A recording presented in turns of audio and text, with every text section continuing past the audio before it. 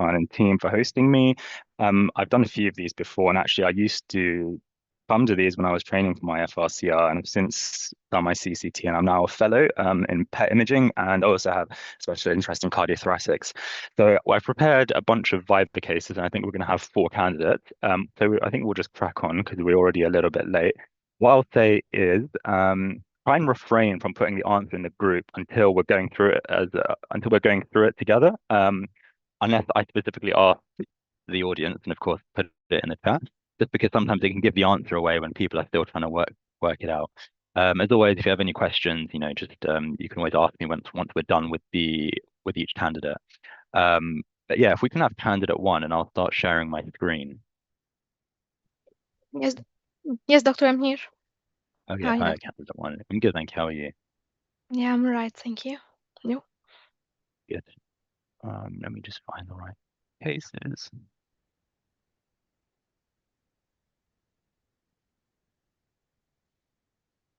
Okay, sorry, spare me 1 second.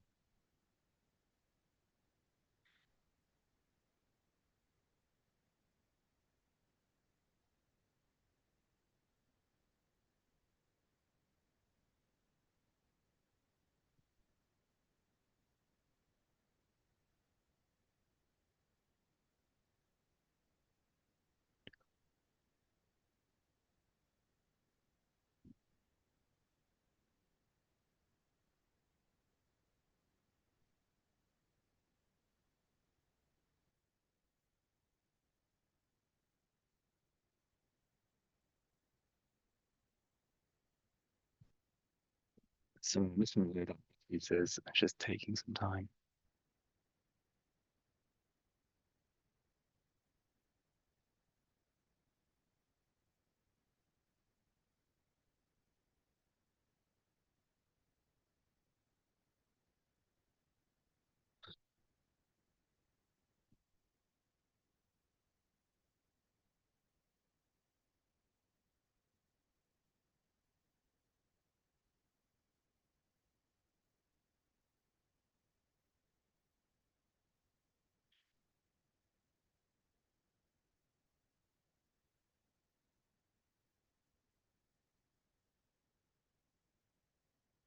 Okay, can you see my screen?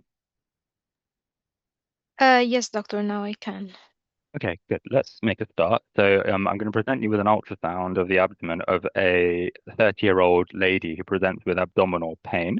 You can either choose to take over my screen or I can scroll through the images. Which do you prefer? No, I can ask for control. Okay. I have asked it now. Okay, so you should have control. Uh, yes, I'm trying now. Yes, it's scrolling. Okay, so I'm presented with an ultrasound for a 30-year-old lady presented with acute pain. I will scroll through the images.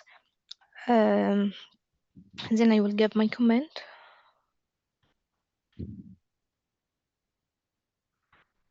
Okay, I can see that this is an ultrasound abdomen by curvilinear probe, and I can see that this is the liver appear normal with no intrahepatic biliradical dilatation. Portal vein appear normal, and this is the IVC also.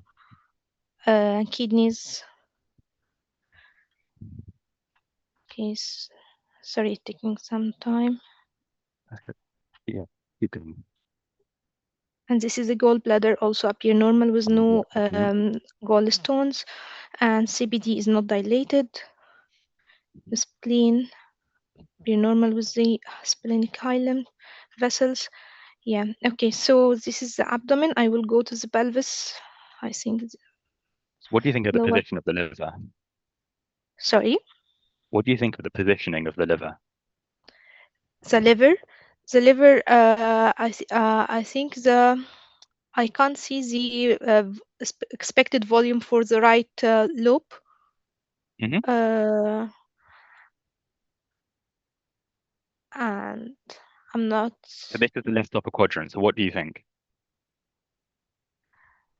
The right upper quadrant. Left upper quadrant. So what do you think? Uh, Okay, this is the left upper quadrant. Okay, so the liver is seen in the left on the left side.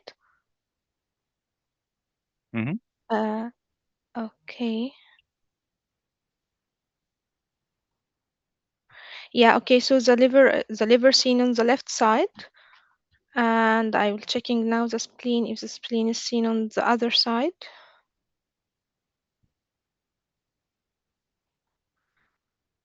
So tell me about the position So of the spleen. this is the spleen, and it's written there the pelvis. So the spleen is not in the normal position. Um,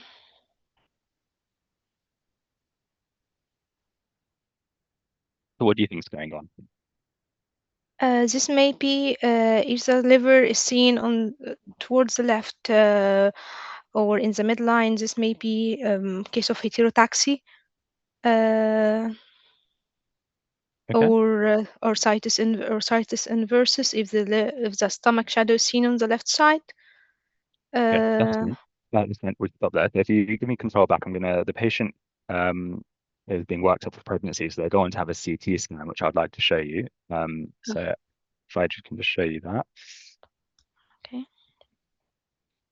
So take me through the CT abdomen pelvis, please. Okay, this is CT abdomen pelvis. This is an axial cut. I will scroll through the images.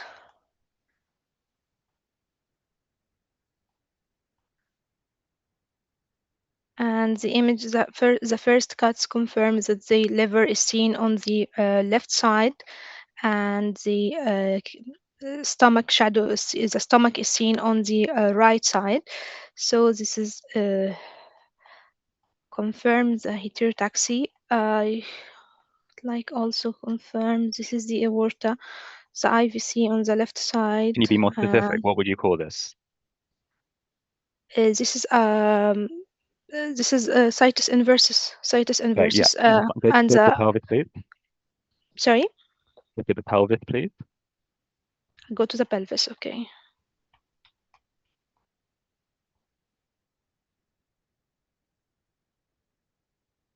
Okay, here in the pelvis, I can appreciate that this is the urinary bladder and the uterus, and posterior to the uterus there is a hyperdense homogeneous lesion with blood vessels. So this is likely the spleen that I noticed on the ultrasound seen within down in the pelvis, posterior to the uterus. Okay. And So this is what would you call that?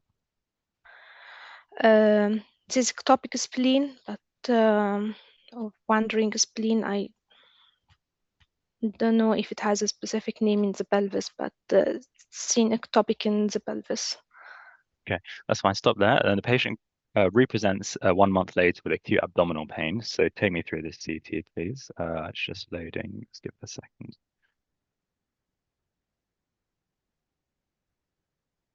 Yes. So you can take me through this CT. Okay, so this is an axial CT abdomen pelvis for the same patient for the acute episode of the abdominal pain. It's lower abdominal pain. Sorry, Lower abdominal pain. lower Lower abdominal yeah. pain. Okay, yeah, lower abdominal pain. So I will go down to check.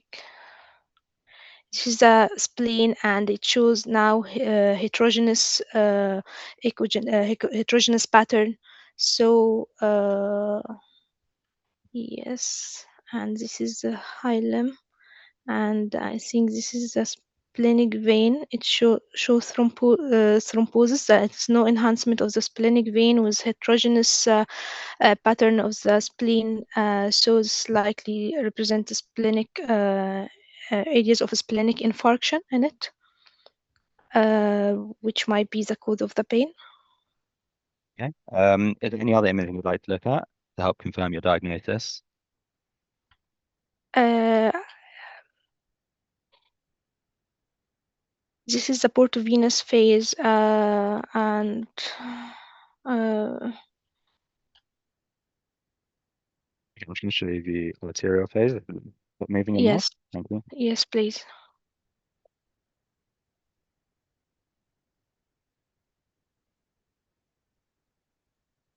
while that's loading, if this, if you are suspecting splenic infarct in this case, what would you do next?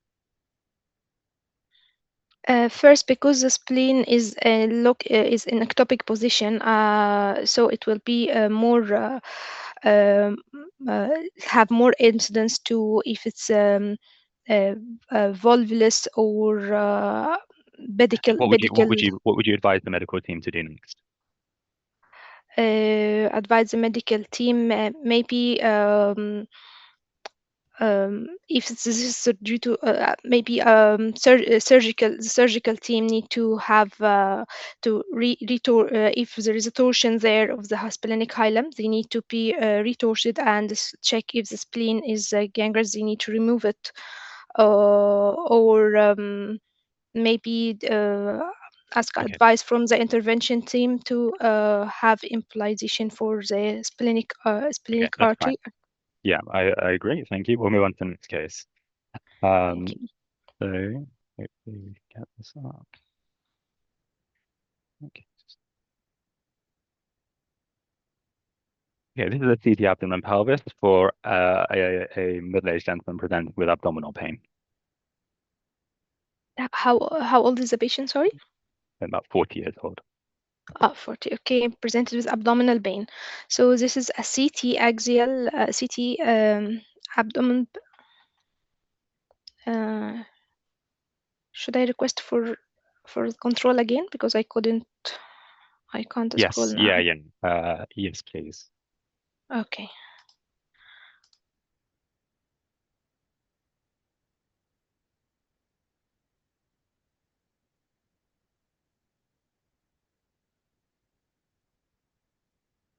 Do you have control? I think I have, but the images is not moving because I can move the Okay, one second. this Just stop one. moving it. So stop moving. Okay, one second.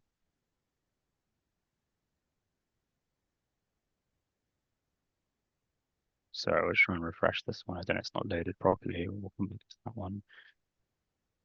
Hopefully some of these have loaded.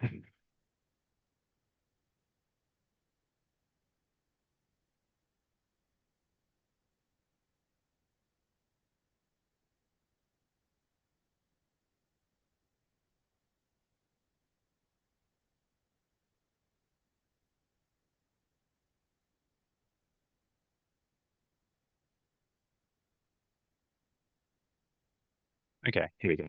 So you can scroll through the abdomen pelvis now. Okay, so this is the axial CT abdomen and pelvis for a patient presented with acute abdominal pain. I will scroll through the images till the last cut, and then I will give my comment.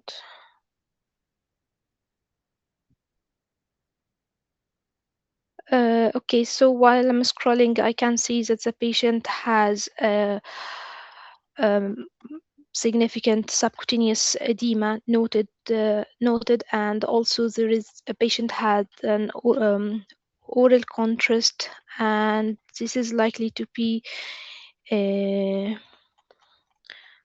I can see also that there is a bilateral marked pleural, there is bilateral moderate pleural effusion, and there is free ascites, significant dilated stomach.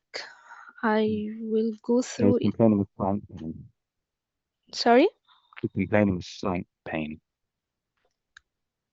Sorry, doctor, I can't hear you clearly. Pelvic pain? No, flank pain. Flank pain. Yeah. Okay, so yeah, here I can see that the kidney, the left kidney appear dilated with a hyperdense. This is likely to be a hyperdense stone. But in my routine practice, I would like to check this in the pre-contrast as well. So this is and giving a dilated calyces with surrounding fat stranding. I'm suspecting that this is a case of sensogranuloma of the left kidney, giving the pear-shaped appearance of the kidney with a staghorn. I would like to also check the pre-contrast to confirm the presence of the stone and check any Okay. prior imaging. Why would you like to look at the pre-contrast? Is that gonna, do you think that will change anything? Just to confirm that this is not a contrast in excretory phase, but however, I can't appreciate any. I can confirm this with the other kidney. But I'm not. I don't think this is an excretory phase. So and it doesn't look like the enhancement of contrast, so it's more dense, so this is likely to be a stone, but regularly in routine practice we check the stone in a non-contrast study. Okay, and what do you think of the other kidney? um, I So if you go can't to the kidney, yeah, don't worry, just go to the kidneys. go to the kidneys. Okay,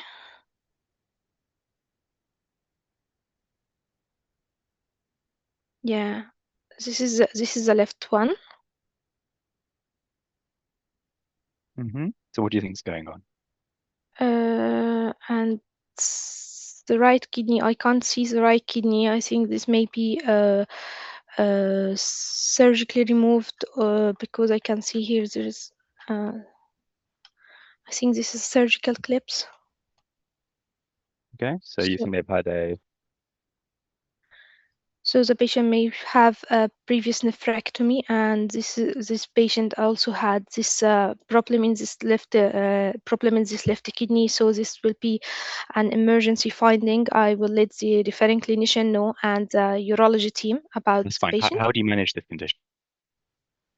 This patient need to unfortunately taking a nephrectomy as well. We need to do So what do nephrectomy you for think, this. what do you think happened to the right kidney?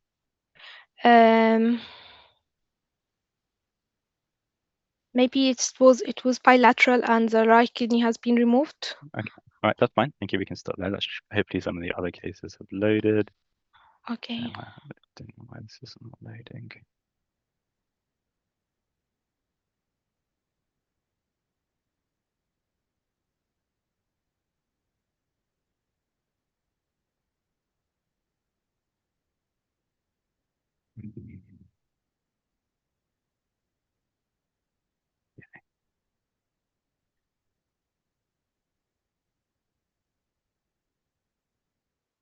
This is a 20-year-old man who comes in after playing football with knee pain.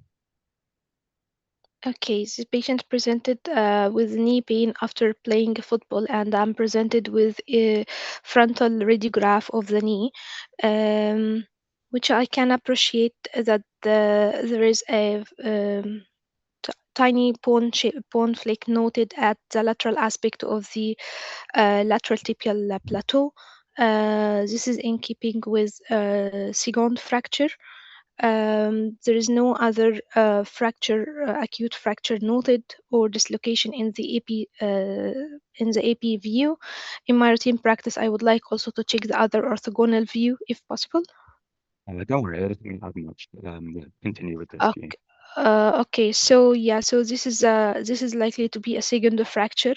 So for this patient, I would like to alert the referring team that the patient has a second fracture. The problem is this fracture is associated with ACL tear. So the patient need to have urgent orthopedic review and MRI to assess the Okay. ACL and meniscus. Which sequence would you like to look at first? I would like sagittal PD fat. Okay, hopefully you can scroll. If not, I can scroll through for you because this one's okay. You've Okay. got it, yeah? Good. Yes, I got it. Okay, so this is the sagittal PD FATSAT, which first shows that there is a moderate size suprapatellar joint effusion, and I will scroll from the lateral to the medial side. So sorry, this is the medial side. I will go first to check the ACL, which it's seen, it's confirmed that the ACL, there is a complete rupture of the ACL with disruption of the fibers and thickening of the ACL. I would like to check the rest of the images. The PCL fibers appear, yes, PCL fibers appear intact, and also I would like to check the menisci. This is the medial meniscus, anterior horn and posterior horn appear normal, and I will go to the lateral meniscus. Lateral meniscus also appear normal, and quadriceps and patellar tendon is seen fine. And I can't see any there is abnormal bone contusion seen in the posterior aspect of the tibia. I would like also to check the coronal to check the medial and lateral collateral ligaments. Okay, the cranium.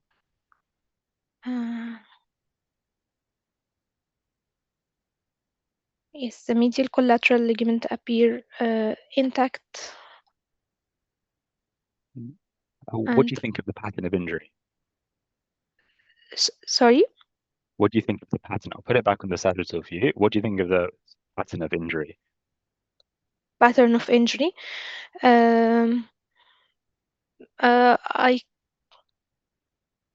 thinking usually the ACL is ruptured with the pivot shaft injury, but I can't see the bone marrow contusion of the pivot Have a shaft. look. Have a look again. Okay.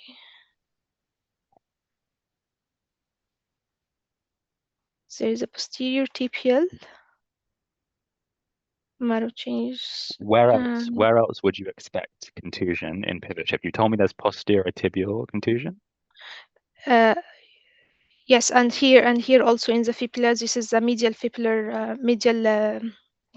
femoral condyle. So it's in the medial posterior and tibial posterior plateau. Okay, that's fine. We'll come back to that. Yeah, That's sorry, I fine. got Good. confused. No, Yeah. well done. That was good. Hopefully this last case is loaded. If not, I'll try and find you another case. Don't know why it's not loading.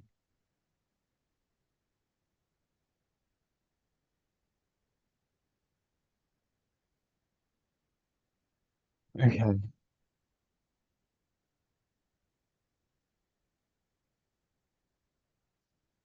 This patient presents with blurry vision to the emergency department. Okay, this is a CT head axial cuts for a patient presented with a blurry vision.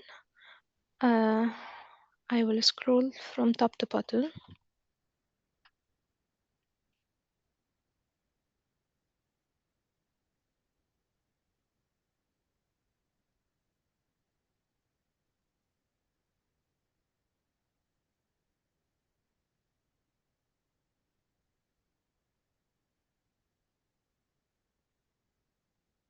Okay.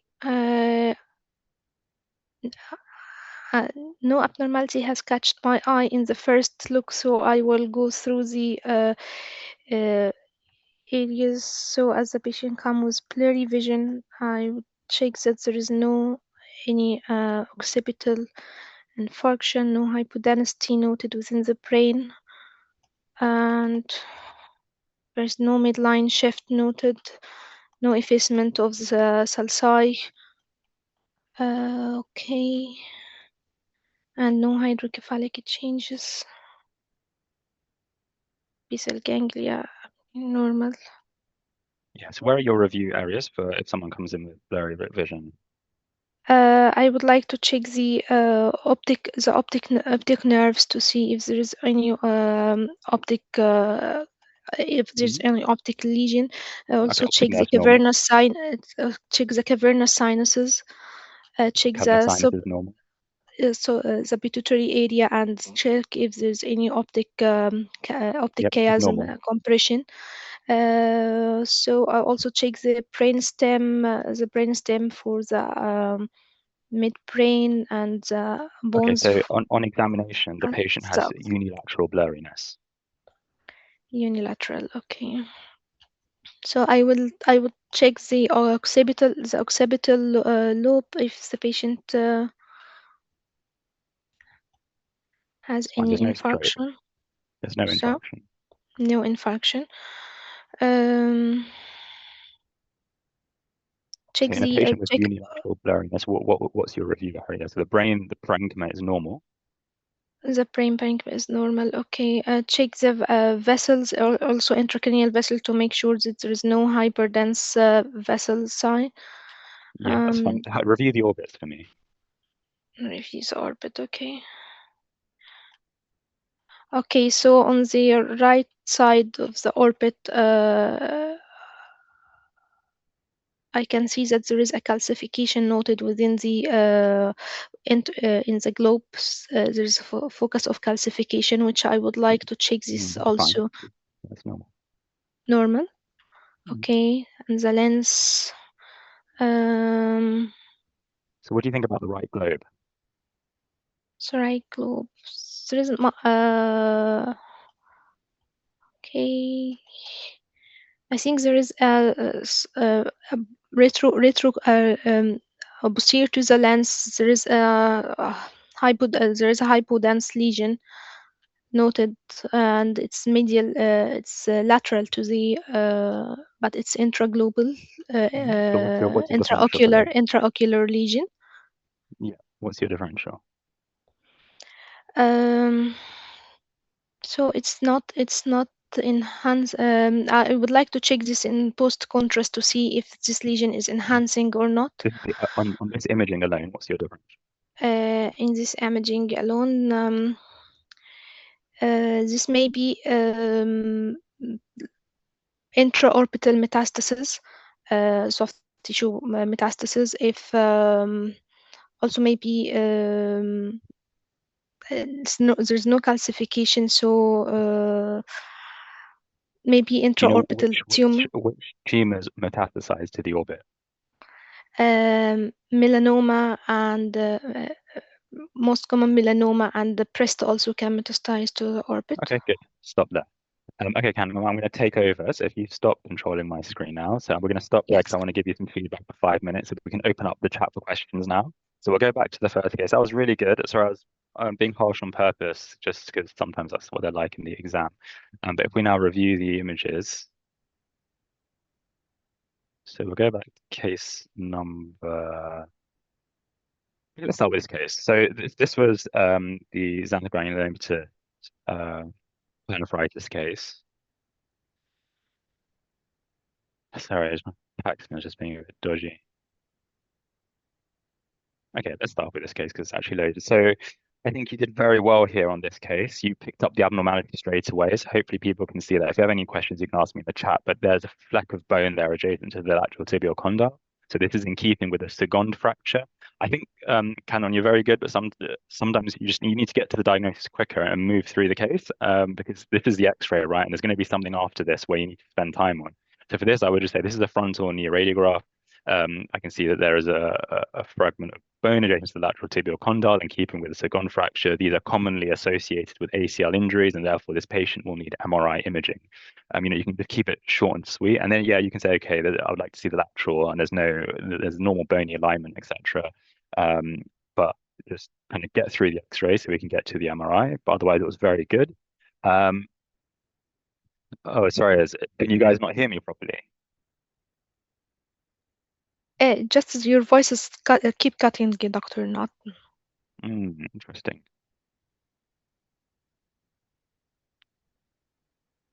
Yeah, I don't know what that is, to be honest. I think If now it's fine. Yeah, if it keeps happening, just let me know. I can try and change my mind. Um, Okay. sorry about that. So basically, I was saying second fracture, ACL injury. That's the crux of that. So now, if you have that, you know there's going to be an ACL injury, um, and you got it straight away. So this is the ACL where you expect to see the ACL. It's gone. You can't see it. The PCL is fine. This is the PCL, and that's fine. The meniscus is fine. So you're looking at all the right things. The thing you didn't pick up on straight away was the bony contusion. So there's a contusion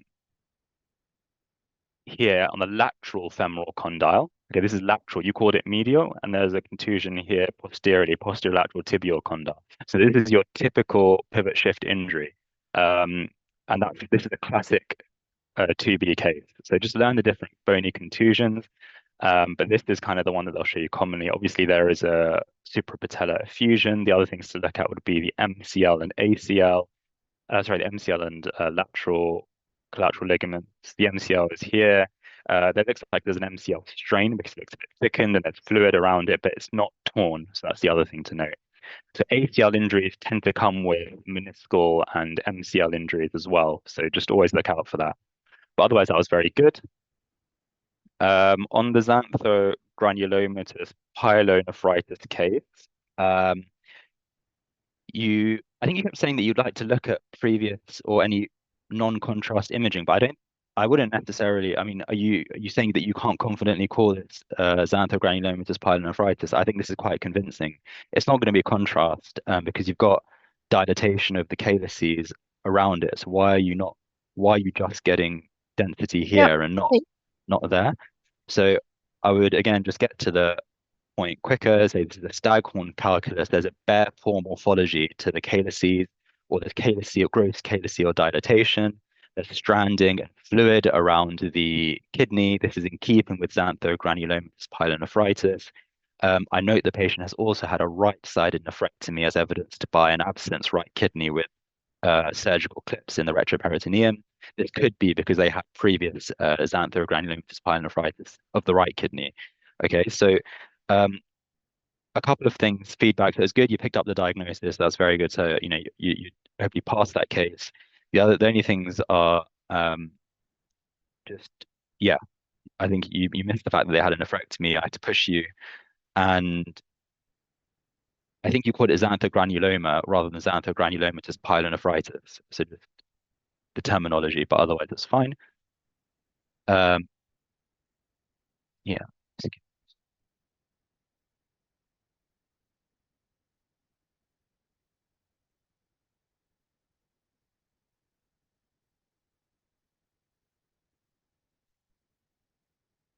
So let's let this one load for a second.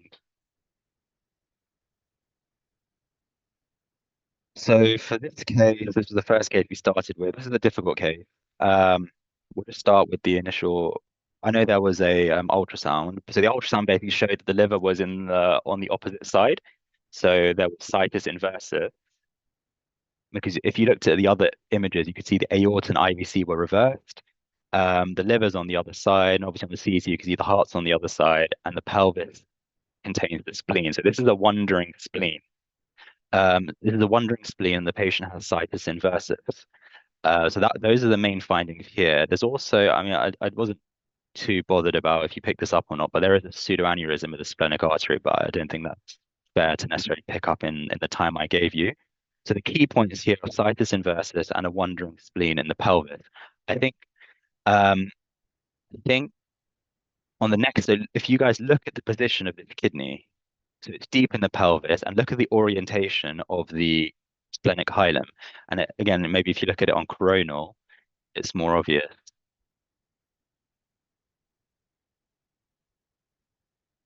So that's the position of the spleen. And then on the subsequent CT,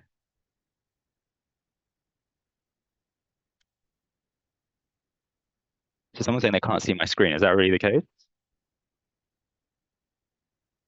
Your screen is visible, doctor. We can. Okay. Yeah, cool.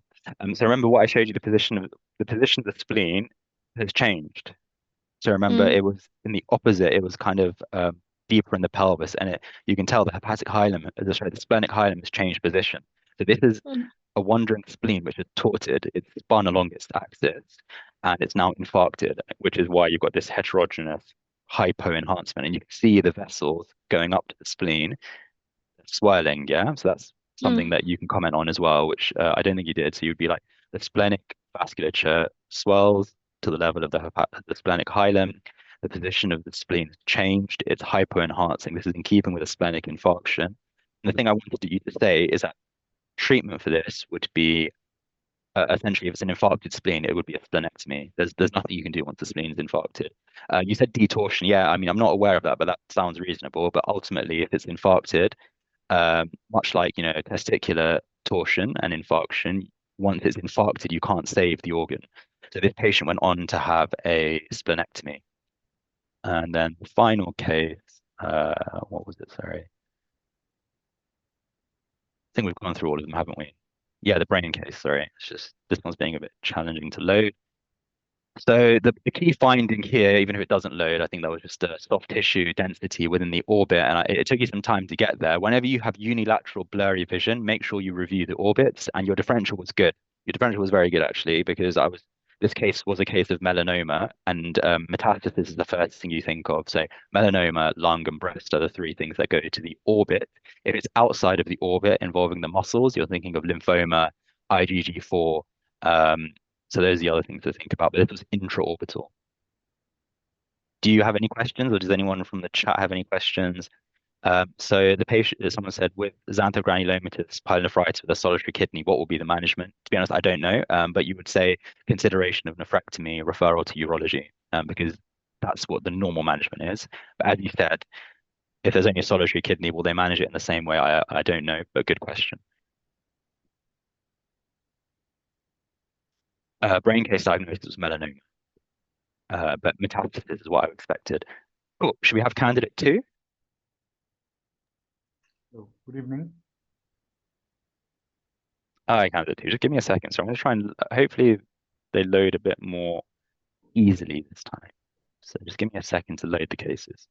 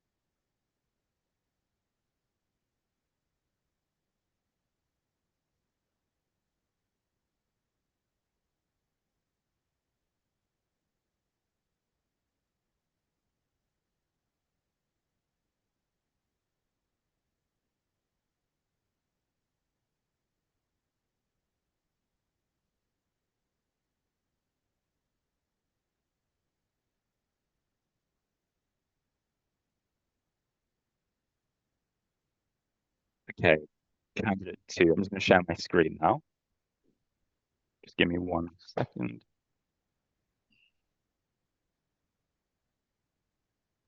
Okay, candidate two, the same format. So we will go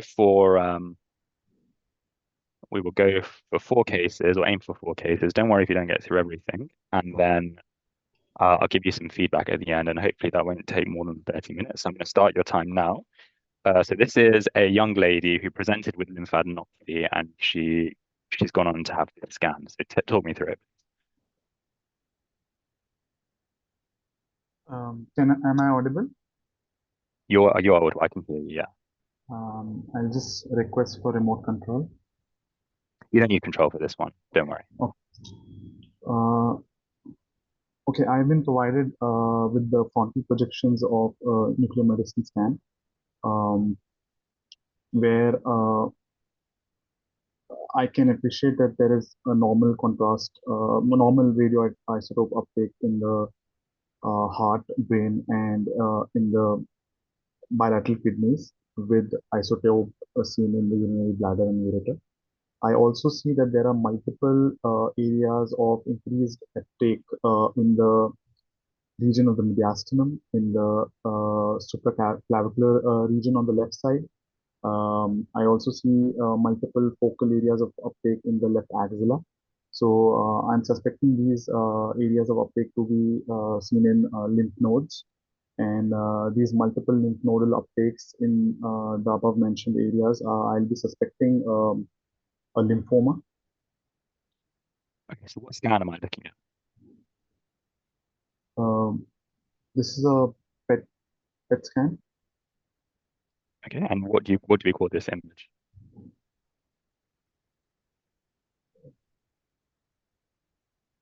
What tracer have we used? Technetium magnum. Okay. So fine. So this is actually an FDG PET scan. And what can you tell me about the lymphoma? Do you have any idea of what type of lymphoma this might be, or anything about the staging?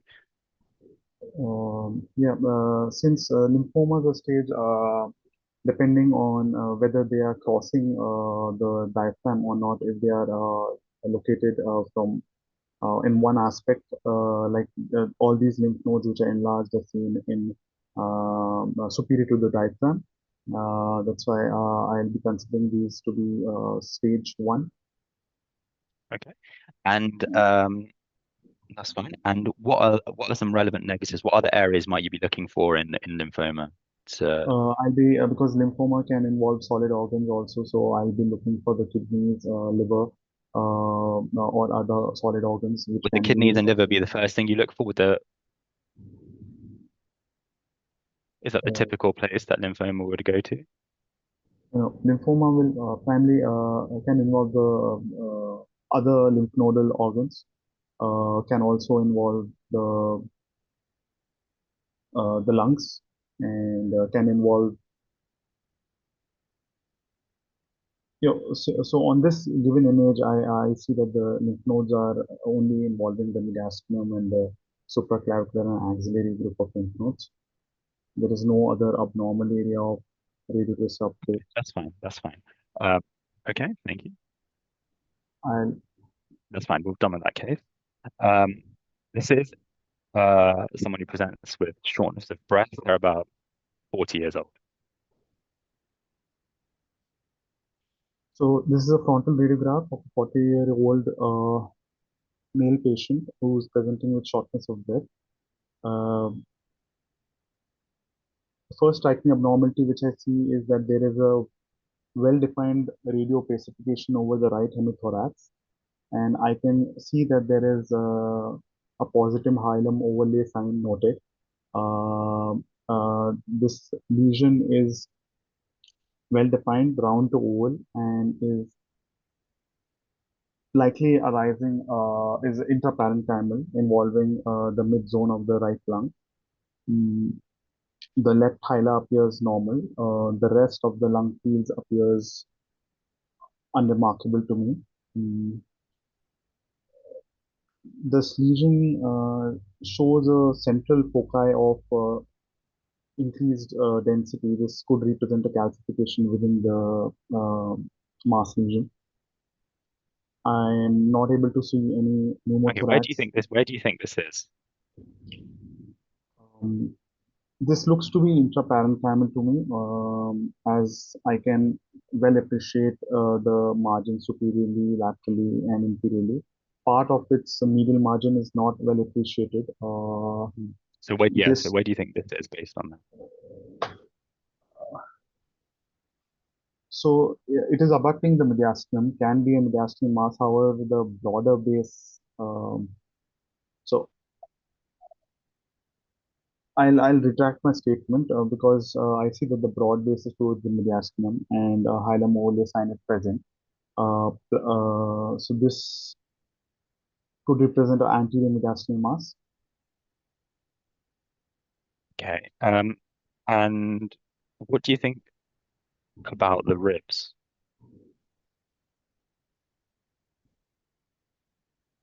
Okay, so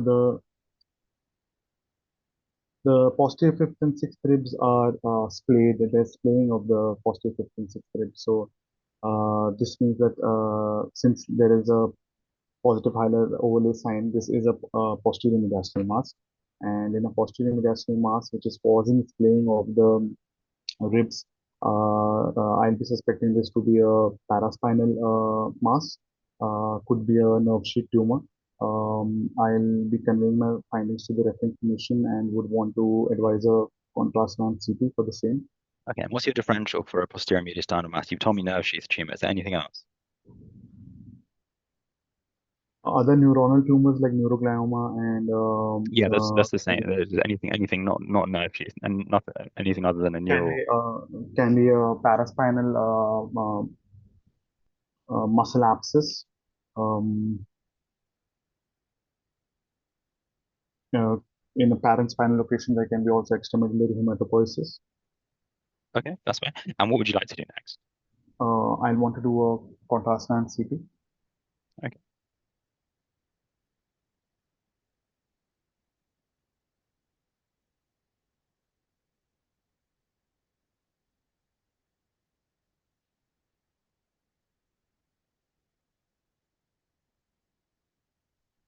give me a second.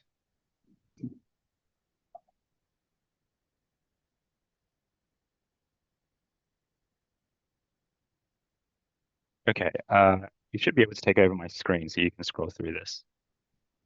You might already have access. Yeah, you can I change the don't have windows as you wish. I don't have the access. Yeah, you're scrolling. You were just scrolling. That wasn't me. Okay. Okay. Yeah, I can scroll. Um, so I'm scrolling from cranial to caudal direction. This provided to me is a soft tissue window of a non-contrast CT,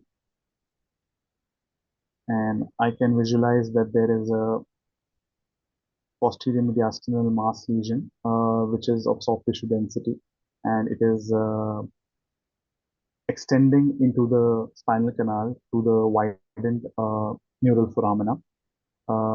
It is well defined, shows no internal areas of calcification within. Since it is extending to the neural foramina, I'll be considering this to be a nerve sheath tumor, likely a schwannoma. Okay, Um, what would you like to do? I'll want to look for any previous imaging to see any serial interval in growth size if there is a previous imaging available. I'll also convey my findings to the referring clinician, and this patient will be referred to the neurosurgery team. Okay, and what would you advise the neurosurgery team or whoever takes over this patient to do?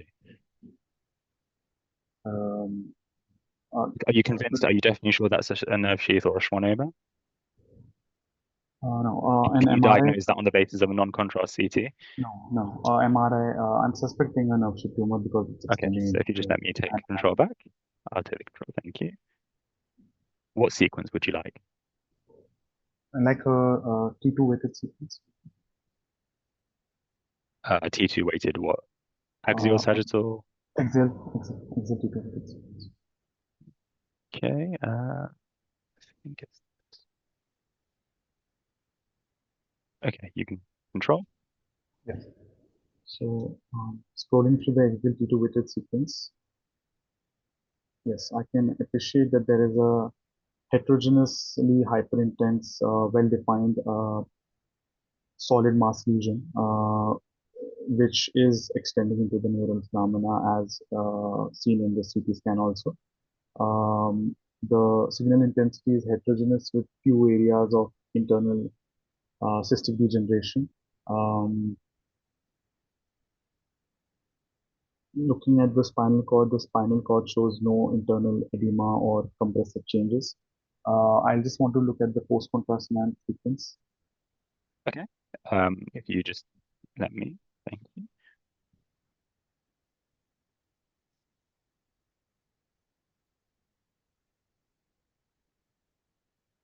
Okay, sorry, you can scroll.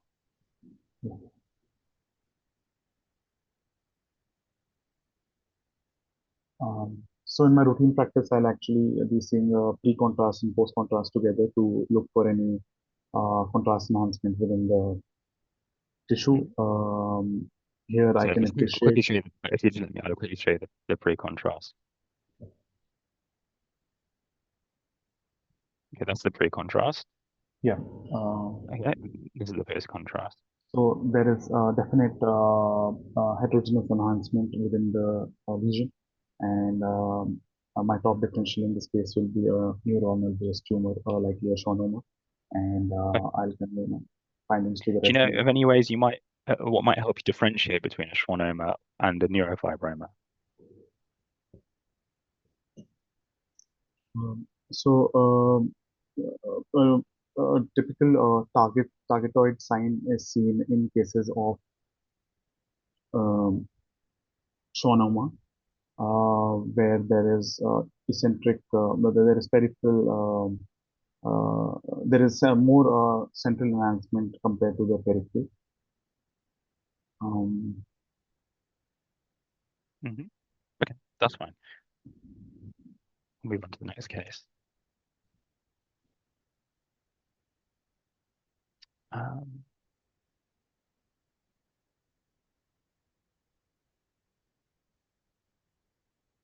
um, so this is I have been so this is a lady who presents with pelvic pain. She's like 50. I have been presented a frontal pelvis and hip radiograph. Of a lady who is presenting with pelvic pain. I can appreciate that there is evidence of a calcification, well-defined oval-shaped calcification in the pelvis on the left side, and this could represent a tooth-like calcification, suggesting dermoisis or teratoma. Um, the rest of the bones appears normal. There is no obvious fracture seen. The bilateral SI joints appears normal to me.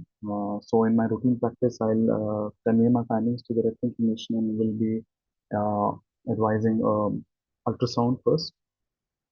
So you're talking about the calcific density here? Yeah. No, so that's that's not the abnormality.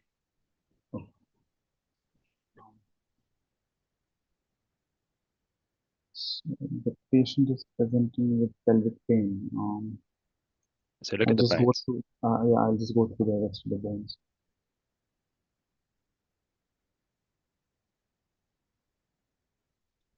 The right humerus appears normal to me.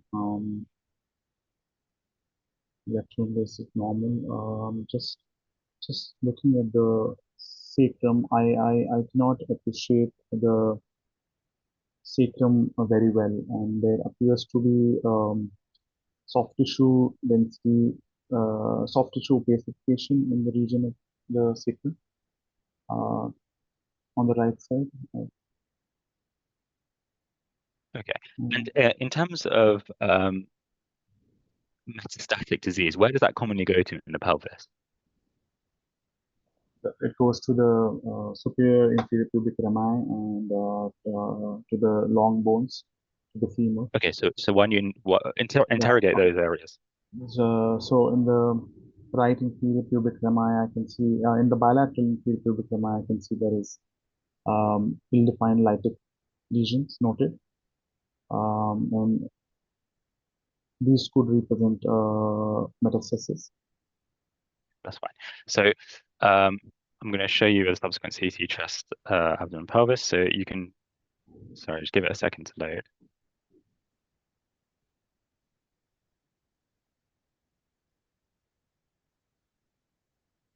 Yeah, you can take control now. So these are contrastant axial CT of the chest.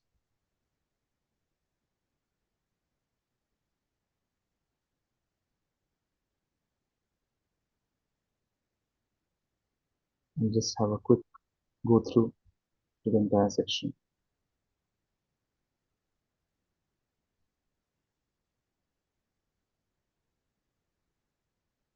and just scroll superiorly once.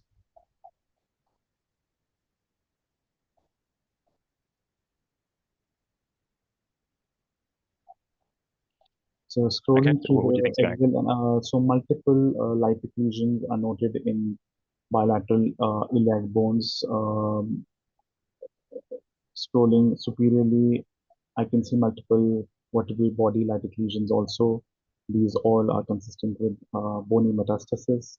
Um, Scrolling superiorly, I can see that there is a peripheral enhancing thin-walled cystic structure in both in the left lobe of liver. These are also consistent with metastasis. Bilateral lung field shows multiple round to oval soft tissue density lesion, um, rather giving a cannonball-like appearance, and these are also consistent with metastasis. Okay, and where do you think the primary is? Um, Considering the bone and lung metastasis, I'll be concerned about primary in the breast or the The lungs. primary is on the scans. So what's your differential for lytic metastases? Where do they typically arise from? They typically arise from the lungs, the kidneys, and the thyroid gland. Okay, so do you want to review those areas? Yeah, I'll just go superiorly and have a look at the thyroid first.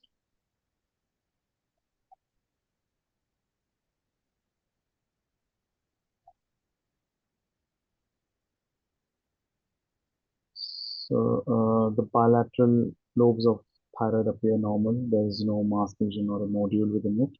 Yeah.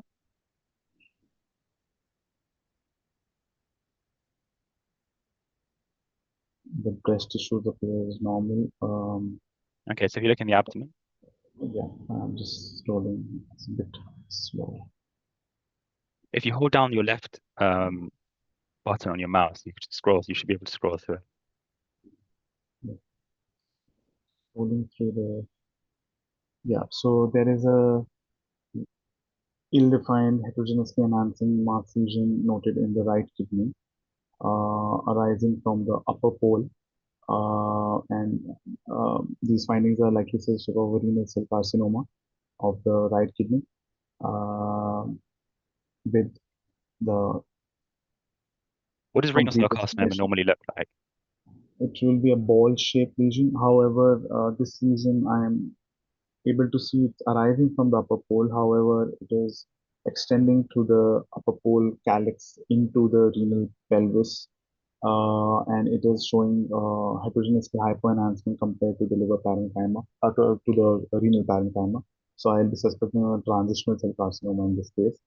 Um, Transitional carcinoma of the renal pelvis is generally associated with other TCC, which can occur simultaneously, like in the bladder. So I'll just have a look in the bladder to rule out That's fine. any. So what would you advise next in terms of imaging? In terms of imaging, a whole body PET scan to rule out Okay, do metastasis. we do PET scans for TCC? What other I'm imaging? So so for TCC, I think CT urography. okay, that's fine. Yeah, we can stop there. So I'll take control.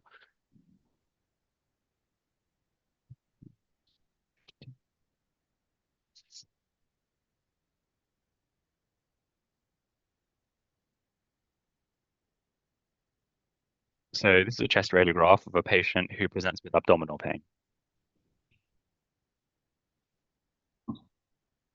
This is a frontal radiograph of a adult female patient who's presenting with abdominal pain.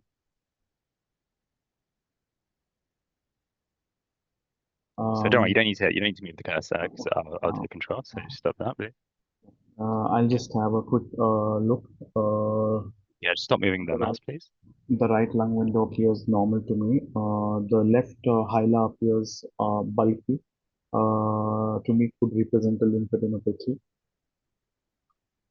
Okay, is there anything So, else? patient with abdominal pain, I see that the left dome of diaphragm is comparatively elevated compared to the right side. And in a patient with abdominal pain, this could represent splenomegaly or could also represent subpulmonic subpulmonic effusion. Um, the lung field appears grossly normal Yeah, to just me. don't move the cursor, please. Yeah. Yeah, the cardiac sellout is normal. There is no pneumothorax. Um, the right CP angle is normally visualized. That's right. Tell me So about I the abnormality. so I see that there is increased soft tissue opacification in the left subdiaphragmatic aspect. I just want to change the No, no, um, you don't change anything. This is all you're going to get, and I need you to because tell me what you think the diagnosis because is. I don't see any differential density through it. Elevated left dome of diaphragm, I'll be concerned about uh, left abdominal intra-abdominal mass likely arising from the spleen or from the kidney. I'll convey the findings to rectal clinician and would want to see CT chest and abdomen for further characterization. Okay, no problem. Let's have a look at the CT abdomen and pelvis. So hopefully, just give it 1 second before you start scrolling. Just 1 second, sorry. Just going to... Okay, go for it. I've been provided a contrast enhanced CT. I'll just scroll through the sequences. So scrolling from cranial to caudally.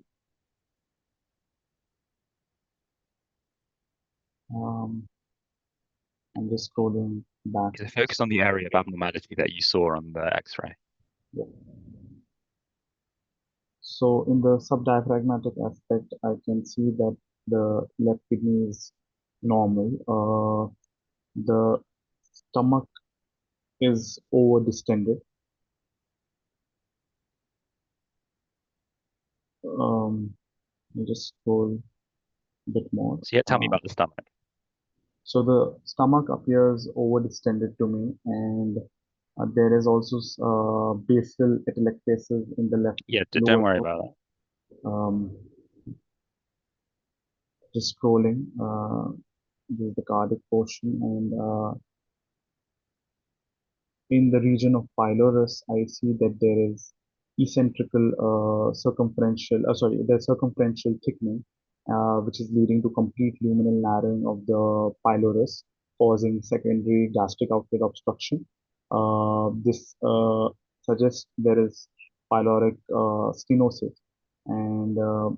Okay, Shane, where do you think the pylorus is? just this is lagging. Okay, stop scrolling. I'll scroll for you. So show me where you think, where's the pylorus? Tell me when you say stop when you see the pylorus. Stop. Okay, so I'll retract my statement. Actually, I got confused by the gastroesophageal junction to be pylorus. So in that expected location where I wanted to see the pylorus, there is gastroesophageal junction. So I'm suspecting this is a case of gastric volvulus because the pylorus is turned upside down, and this is a emergency finding. I want to cross-check my findings over on a coronal window if That's possible. fine. What type of gastric volvulus do you think this is? Considering that there is a reversal of the pyloric junction, um, this will be an organoaxial type of volvulus. Okay. All right, that's fine. Let's stop there. That's your 4 cases on. Well done, candidate 2. Again, sorry if I was harsh. That's not eventually just because that's sometimes what the like can be. And let's quickly go through the cases. How did you think that? Um, I think that was like a bit silly mistake. I Yeah, don't was worry. Under pressure over the everyone. You're very good. Let's just quickly go through them. So again, now that that's open for any questions. So this is an FD. Yeah, maybe you've not seen that. This does come up in the exam. I know people have had this, but there's very similar case for this. FD PET DT imaging. Okay. So this is a MIP of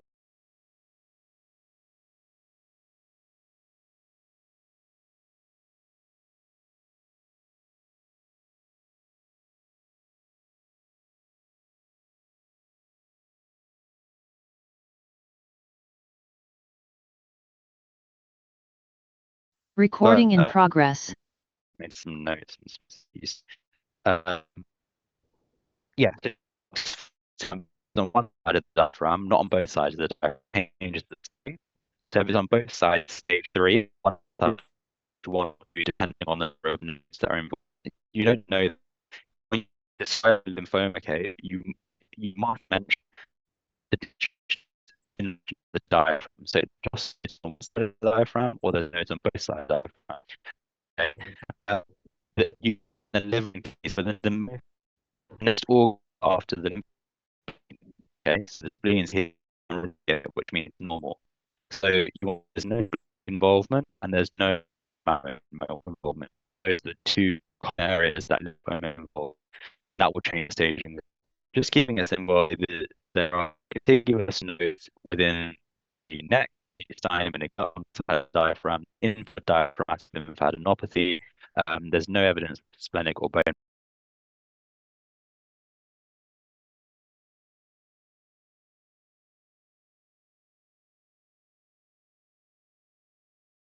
Recording in Type of progress. lymphoma. So I'll open this up to the chat. But there's one type of lymphoma which typically gives you contiguous nodal involvement. So it kind of starts in one place and it contiguously goes down or up. So yeah, Hodgkin's lymphoma. So that gives you contiguous nodal involvement, whereas non-Hodgkin's gives you patchy involvement everywhere. But it typically gives you this sort of, cluster of nodes in one particular distribution. So this is Hodgkin's lymphoma, but again, you don't need to know that. That's just kind of if you want to get the higher marks. Good. And then we did, I think this case.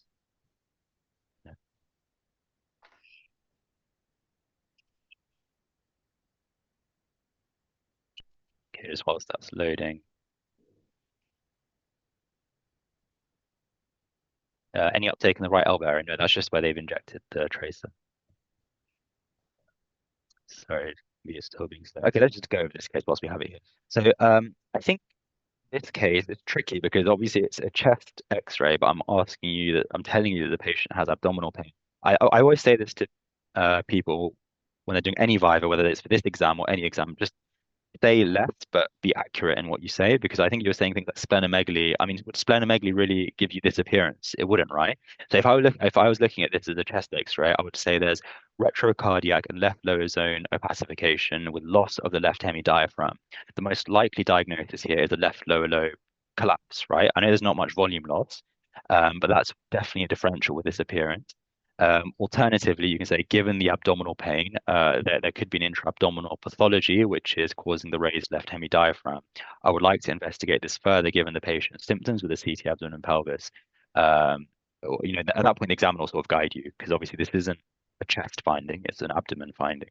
But the abnormality here is the density within the left lower zone. And whenever you see that, you have to think of left lower lobe collapse, even though that's not the diagnosis here. The hilar, I think that's just rotation. There's no hilar lymphadenopathy. You can't see the hilar properly here, but you can see it really prominently here, and that's just because it's rotated. And also the projection as well. So now looking at the CETs, I think you got there in the end, and you picked up on the fact that the stomach is distended. So the stomach is distended. You need to think what could be causing that. Is it gastric outlet obstruction?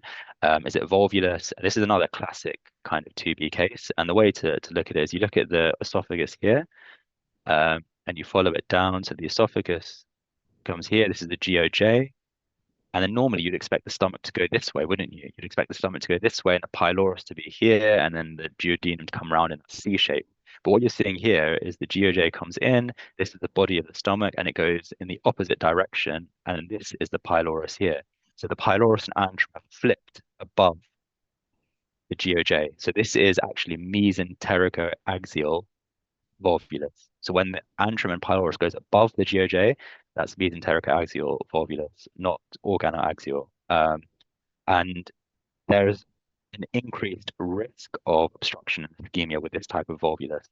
And if you look as well, the spleen is in a weird position. That's because when the stomach is twisted, it's kind of got pulled into that twist. So the spleen is also in a slightly odd location because of the gastric volvulus. Key negatives, which you didn't mention, there's no evidence of gastric ischemia. Sometimes you can get gastric ischemia with wall thickening, hypoenhancement, pneumatosis, which we're not seeing. There's no perforation. Don't forget these things, which I know you would mention every day in your CT reporting. These are the key negatives which you need to mention, really, if this is an acute case. Okay, do you have any questions on that? No, thank you. Okay.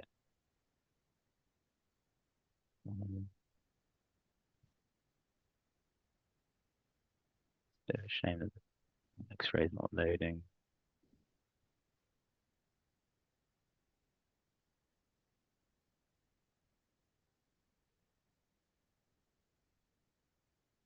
Okay, so for this one, again, the X-ray's loading, but it was a posterior mediastinal mass, and I think it took you some time to get there. This is the classic 2B case, anterior versus posterior mediastinal mass. So you need to be able to localize these. You can probably make out from the thumbnail. I I Yeah, had a doubt in this, if I could ask. yeah, If if neglecting the part that the ribs are widened, because more than three-fourths of the circumference was appearing to be surrounded by the lung parenchyma. So, how will we differentiate it from a mass which is intrapulmonary, but in the medial segment of the yeah. But I guess why would there's definite rib splaying? So how can you explain that with a parenchymal mass? That's the hallmark of a posterior mediastinal mass, isn't it? I see what you're saying is like if you didn't have the rib splaying, but the fact the rib splaying is key to this case, and if you didn't have the rib splaying, then yeah, you could get away with saying it's intraparenchymal mass, but it is contiguous almost with the mediastinum, isn't it? I know it's a bit rotated, and I know it's not that you might be able to appreciate the slight plane here, but at the inferior aspect of the lesion, you do lose it, and it looks contiguous with the mediastinum. There is definite rib splaying there, so this is a posterior yeah, mediastinal mass. I think you said that there's, you could see the hiatal highlight. clearly, which is good because that means it's not a middle mediastinal mass. It's not your typical anterior mediastinal mass where it kind of blurs in with the heart. So this is a posterior mediastinal mass. You start talking about calcification. There's no calcification in the mass. These are just blood vessels. CT, I mean, was fairly straightforward, wasn't it? It was just you just confirmed that it was a soft tissue mass, and then MRI. So they'll generally ask you what sequence do you want to see. So don't be thrown off by that. Now I would probably go straight for the pre and post contrast T1 here. So it's homogeneous low density followed by definite enhancement. So this is a schwannoma. There's widening of the neural foramen there. I mean, it's challenging to tell schwannoma and neurofibroma apart at times, but the target sign is more common in neurofibroma. So that's one way to look at it. Just trying to see if there's anything else that we need to discuss in that case. Yeah, that's fine. And so that's that case. So this was difficult. This is a pelvic X-ray. I think you started focusing on this thing, but I mean, we see that very common. You see phleboliths, right? This is probably just calcified stool. Um, Actually, the history so was of pelvic pain, so I thought in a female it could be a teratoma. yeah, okay, fair enough. This is quite typical morphology for a phlebolith, but that's fair. And you might do that in the exam, and the examiner will just guide you, so that's fine. But the actual abnormality, and it's very subtle, but there is some blurring of the pubic symphysis. And it's difficult because there's overlying bowel, but particularly of this area here. So this was actually picked up by someone, not by me, but whoever reported this, and this is what triggered the CT investigation. So I don't think it's unreasonable because it was picked up in real life by a registrar. Um, but yeah, it is hard. I'll admit. I mean, I don't know if I would definitely get that every day, but there's definite blurring here, and I don't think that can just be explained by the overlying bowel because I can't. You should still be able to trace Yep. the bone, but I can't. You've lost that superior surface of the right pubic symphysis and superior pubic ramus. Like you can see it clearly, and then you just lose it completely. So common areas for review in pelvic radiographs when considering metastases, as you said, pubic symphysis, pubic rami, ischium in particular, acetabula. So those are the areas. I mean, you're not going to be able to appreciate the sacrum too much really unless it's an obvious lesion. And I mean, you got the key findings, but I think you got you stopped at a metastatic process, but obviously, it's a metastatic process, yeah. The liver, the lung met, the lytic bone mets, but I need you to tell me the primary. That's the whole point of the CT. Um, and there's liver cyst. So, but this is as you rightly picked up, it's this. This isn't a RCC. RCCs are exophytic masses. This is a mass centered on the collecting system. Therefore, this is a TCC. The next step of imaging would be to do a CT urogram to check for any synchronous lesions elsewhere within the collecting system. Okay, so you don't do PET CTs for, in general, for RCCs, TCCs, for urology tumors, except for prostate cancer, where you do a PSMA PET, you wouldn't do PET imaging. Is that all of them? Yep. Do we do any? That's all of them, isn't it? Yeah. Okay. Cool. That's fine. Well done, though. Very good, and good effort on all of those cases. So let's move on to candidate 3, and yeah, whilst I'm just loading up the next set of cases, you can ask any questions in the chat, and I'll try and answer.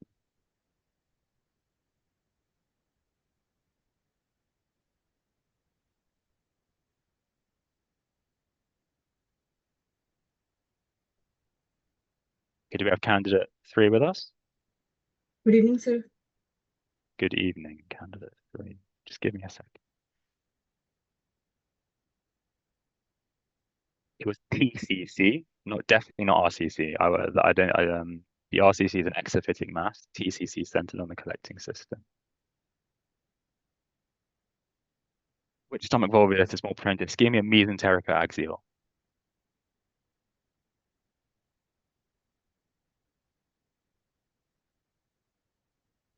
What about lung in schwannoma MRI? I don't, maybe just clarify that question. Okay, cool. We're starting the next set of cases. So candidate 3, Yes, sir. fire away. This is a knee radiograph in a 20-year-old who's presented with a football-related injury.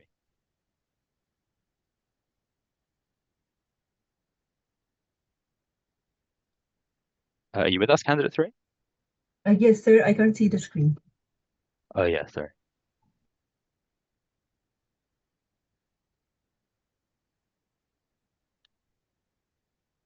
Okay, there you go. 20-year-old with knee problems after playing football.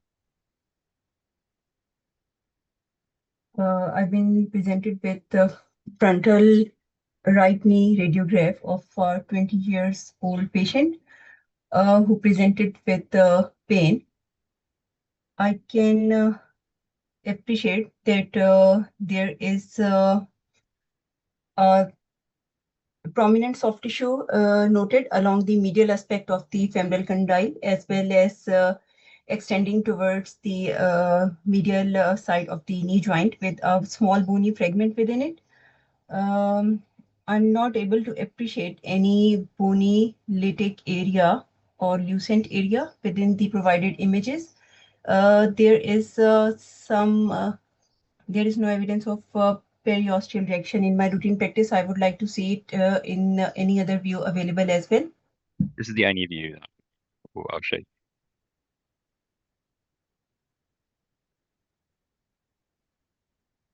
So can you summarize what you think is going on? There is a joint effusion with a small fragment of bone within it. There is some irregularity along the upper medial tibial condyle as well. So I'm thinking in lines of any joint effusion versus inflammatory arthritis. It can, as the patient is a young age patient, possibility of Okay, infective why do you, inflammatory arthritis. so why do you think they have an inflammatory arthritis? Remember that, sorry, this patient has presented after football, they're 20 years old. Patient has presented with pain After playing football. while playing football. Yeah. Sorry, couldn't hear you. Was it Yes, playing yes. during the sports? It's related to a sports-related injury in a young person. So what do you think is going on? So if it is related to sports, so it can be due to a partial tear of a medial collateral ligament. It can be a small bony fragment, any small microfracture.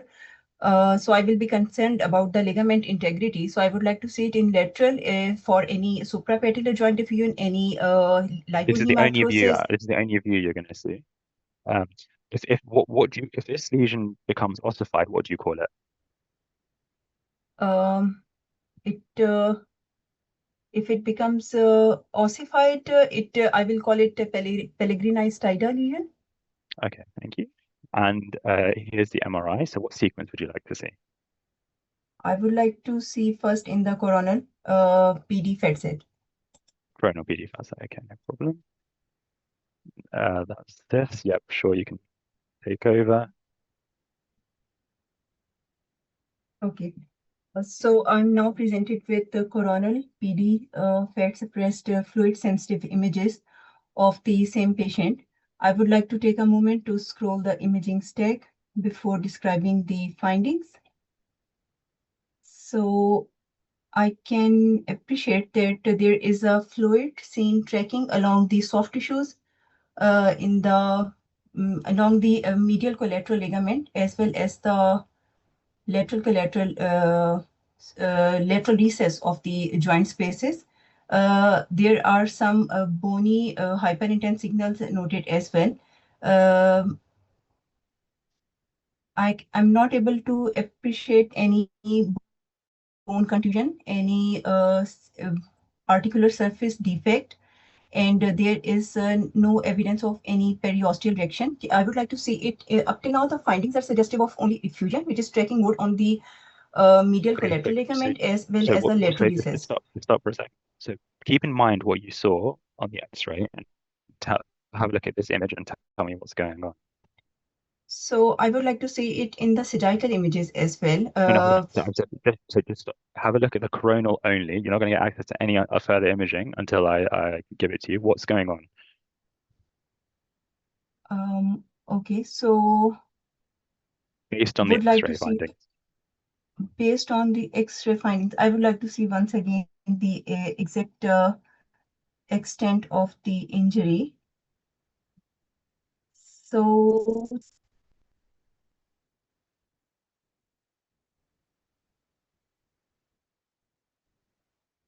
Remind you, there was a fleck of bone adjacent to the medial femoral condyle. There okay, will be a Pellegrini lesion if it also. So I can see that there is a lucent area noted. There's a hypointense area noted adjacent to the site of attachment of the MCL. There is discontinuity in the fibrous continuity of the MCL as well. So it is in keeping with the MCL tear, as well as I am also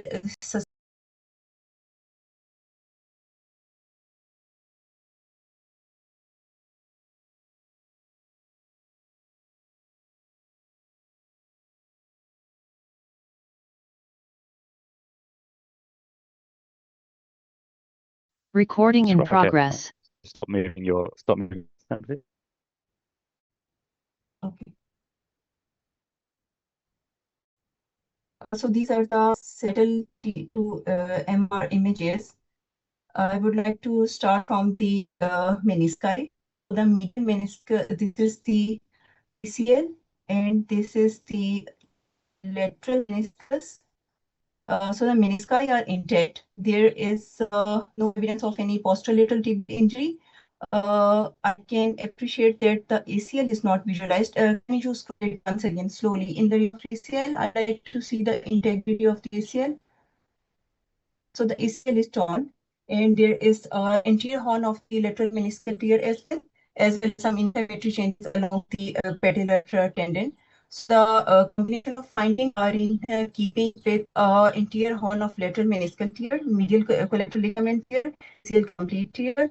So the findings are significant, and I would like to refer it to the orthopedic department for surgical consultation. Okay, hold on. So just remind me, which meniscus is torn? Anterior horn of the lateral meniscus. Yeah, here. Okay, so what do you think the mechanism of injury is? Mechanism of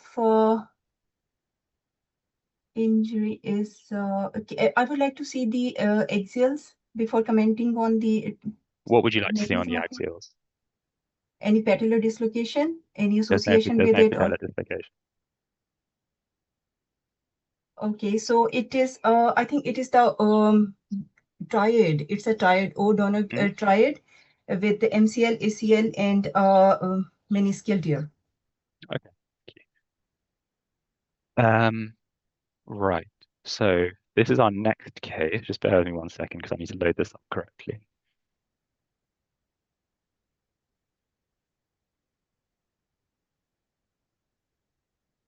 Okay, that's moving.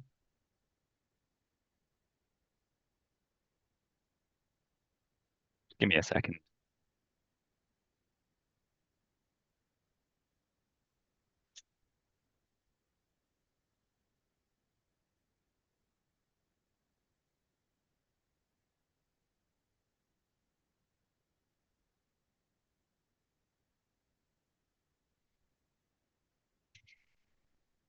Sorry about this.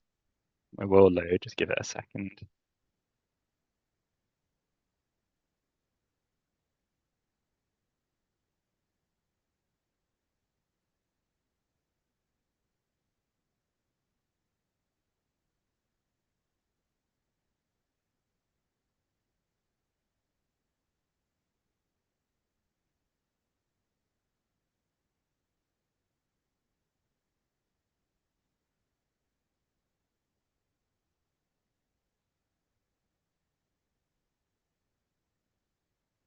Okay, I'm just going to quickly restart my pack spin because it's been very slow. So I'm going to stop sharing my screen and then we will finish your cases candidate 3, but just bear with me 1 second. Is that okay?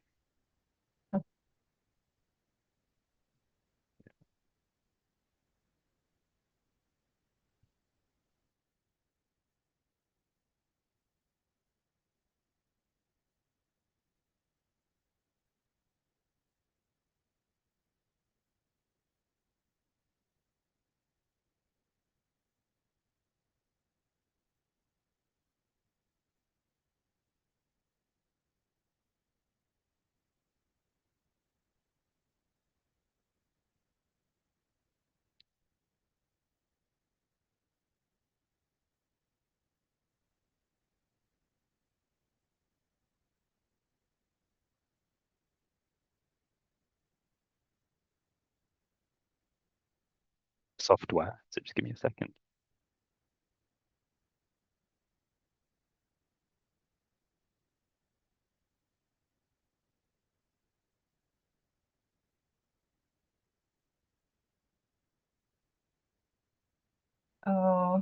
Yes, I can. Okay, brilliant.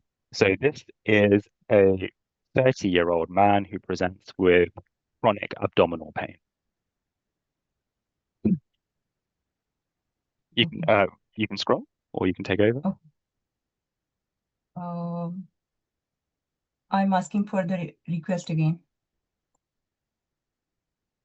Here you go. So just if you hold down your left click button on your mouse and scroll through, it should work. Like this, okay. Yes, maybe. Okay. I've been presented with axial contrast enhanced CT, lower chest and abdominal images of a 30 years old man who has presented with chronic abdominal pain. I would like to take a moment to scroll the imaging stack. I cannot appreciate any significant abnormality, so would like to go through my check areas in this patient. I can see that there is a normal liver spleen noted. No evidence of any para-aortic lymphadenopathy. Stomach wall is normally visualized. I cannot see any significant vascular abnormality. The bones appear. Sorry? Focus on the bowel for me, please. Okay, so I would like to concentrate in the region of bowel.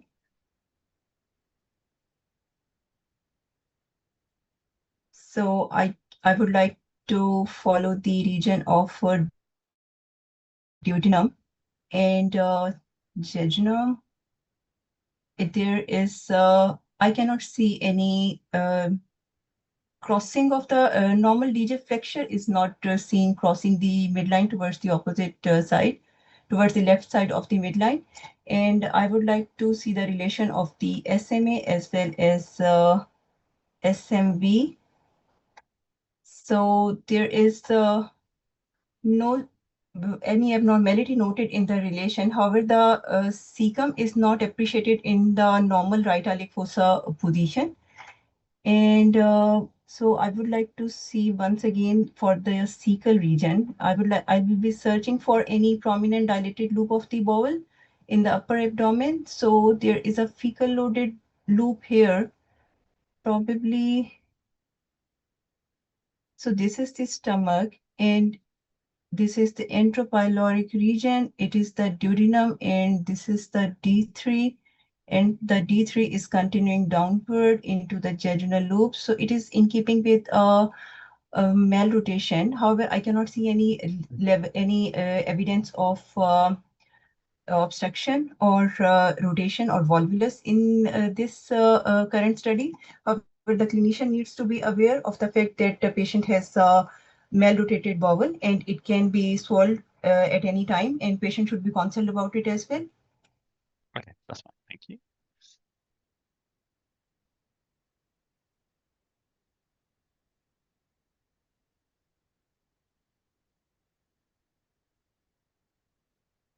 So just bear with me 1 second. Okay.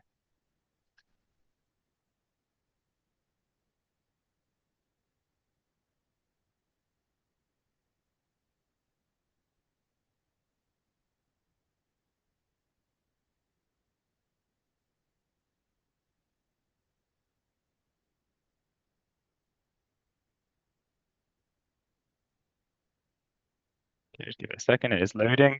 Okay, go for it. This is a CT abdomen and pelvis where the person who presents with flank pain. I've been presented with axial contrast enhanced CT chest and abdomen pelvis images of a young patient who has presented with flank pain. I would like to take a moment to scroll the entire imaging stack before describing the findings any further. So just I would like to go till the last card. I can appreciate that in the mid-abdominal region, anterior to the right kidney, there is a well-defined enhancing necrotic mass lesion is noted with significant enhancement, and it is showing a claw sign as well with the adjacent midpole of the right kidney. And there is evidence of multiple internal necrotic areas as well as enhancing peripherally. Multiple low density areas are noted within both the renal parenchymas. I'm suspecting a mass lesion, which probably neoplastic, most likely to be RCC in this patient in the background of some already existing renal disease. And in the light of this malignancy, which I'm suspecting, I would be looking for any associated features like that of any renal vein invasion, any thrombosis. So the IVC and the I would also like to go till the heart to look for any atrial or lower pulmonary arterial segmental occlusion. I cannot see any such of this. There is, I would also be looking for any pancreatic cystic areas, which is not there. The duodenum appears separate. There is no evidence of any enhancing lesion within the liver parenchyma or Sorry, the spleen. what are you looking for right now? So I'm suspecting, I'm looking for any metastasis. Okay, so And I'm what do you also think trying, what do you think the kidney lesion is? what do you think? What? What do you think the kidney lesion is? So I'm thinking in lines of RCC versus polycystic kidney disease or von Hippel-Lindau disease with a malignant transformation. So in my routine practice, I would like to Wait, hold see on. So any let me just previous stop you there. imaging. So what is the kidney lesion? What is the? I want to know what's your diagnosis for the kidney lesion? Because von Hippel-Lindau is not a diagnosis for the kidney lesion. What do you think the kidney lesion is?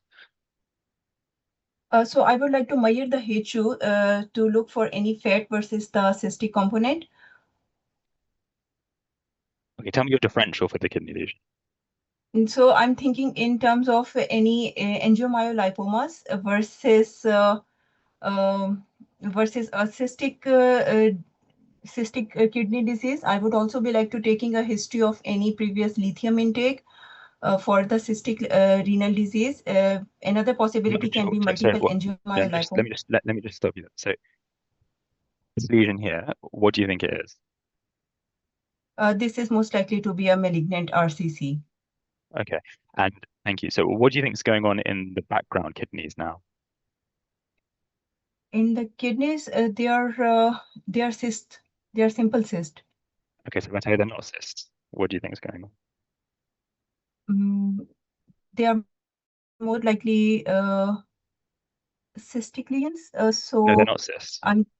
they're not cyst. So they're not AML as well, angiomyolipomas. Okay, can they be? What do you think? It can be if it is a fat density and there is any syndromic association, any mental retardation, any CNS symptoms, any sibling association, family No, history. just what So do these you can think these could be bilateral AMLs? they appear more likely. So if I compare it with the peritoneal fat, with the retroperitoneal fat, they appear like of similar density. So Okay. it can be tubular sclerosis, but the lesion arising from the kidney is definitely showing malignant feature. I will be searching for any pulmonary and bony abnormalities and would be looking for any distant metastasis. Okay, that's fine. And what are the other features of tuberous sclerosis? Other features of tuberous sclerosis can be subependymal nodules, cortical subcortical tuberous subependymal giant cell astrocytoma, retinal hematomas, cardiac rhabdomyomas, and there can be epididymal cysts as well. Anything else? Anything else? There can be a lymphangiomatosis of the lungs or mental retardation.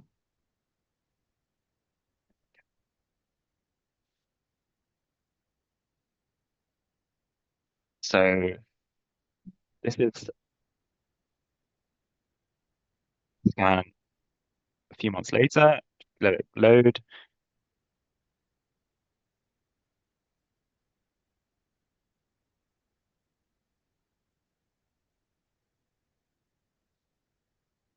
Okay, I'm going to scroll through for you, okay? Okay, thank you. So tell me what's happened. Okay, should I start? Yeah. I'm presented with axial contrast enhanced CT, lower chest, and abdominal images of a patient in which I can appreciate that there is an abnormal soft tissue density mass lesion is noted with arising from the left hepatic lobe and is being inseparable from adjacent stomach wall. There are multiple hypodense areas noted in both the kidneys as well. Is it the same patient? Yes, it's the same patient. Okay, so I can appreciate that there is nephrectomy done on the right side, and there is evidence of surgical clips is noted, and I can see that the left kidney is normally visualized. There are some surgical clips noted adjacent to the pancreatic tail as well. Could you please go to the region of pancreatic So tail? what do you think? What do you think is going on? So I'm suspecting a metastasis in the left hepatic lobe, which is now involving the stomach wall as well. There is a IVC thrombus, which is extending into the right atrium as well. There are multiple adjacent regional lymph nodes noted. I can see that there are some clips noted in the pancreatic tail, which need further correlation with any previous surgical workup as well. There is a recent Wait, hold surgery on. So performed. why do the clips? What's the relevance of the clip by the Why is pancreatic that? tail? You tell me there's clips next to the pancreatic tail. Why is that relevant? Sorry, sir, didn't get your question. I said, you tell me there's clips next to the pancreatic tail, which needs correlation with prior, I think, surgical workup. But why is that relevant here? Why is this relevant here? So why is what relevant here? I'm not, your voice is breaking, really sorry. The surgical clips, what's the relevance of them?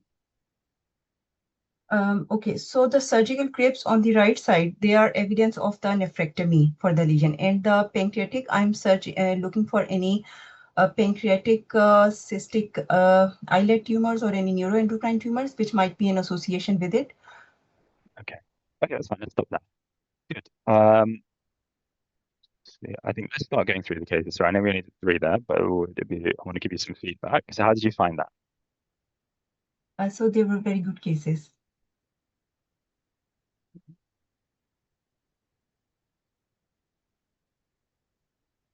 Sorry, Candace, I can't hear you.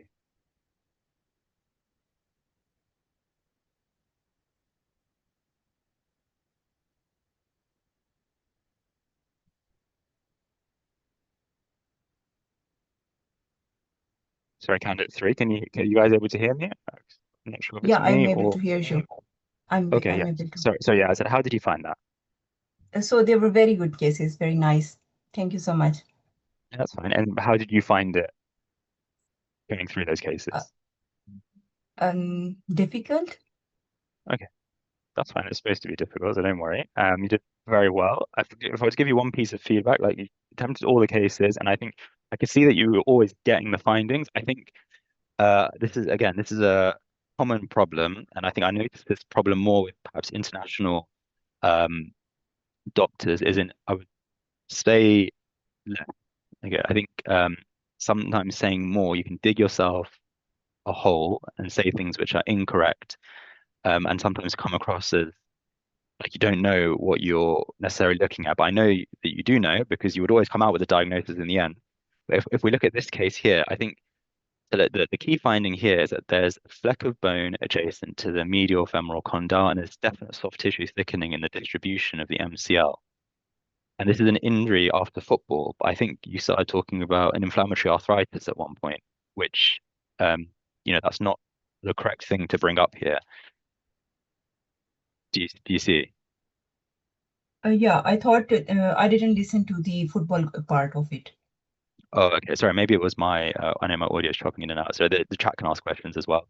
But the key thing is even if you didn't have the history, I think an inflammatory arthritis is a stretch here. I get that there's soft tissue swelling, but it is in the distribution of where the ligament is.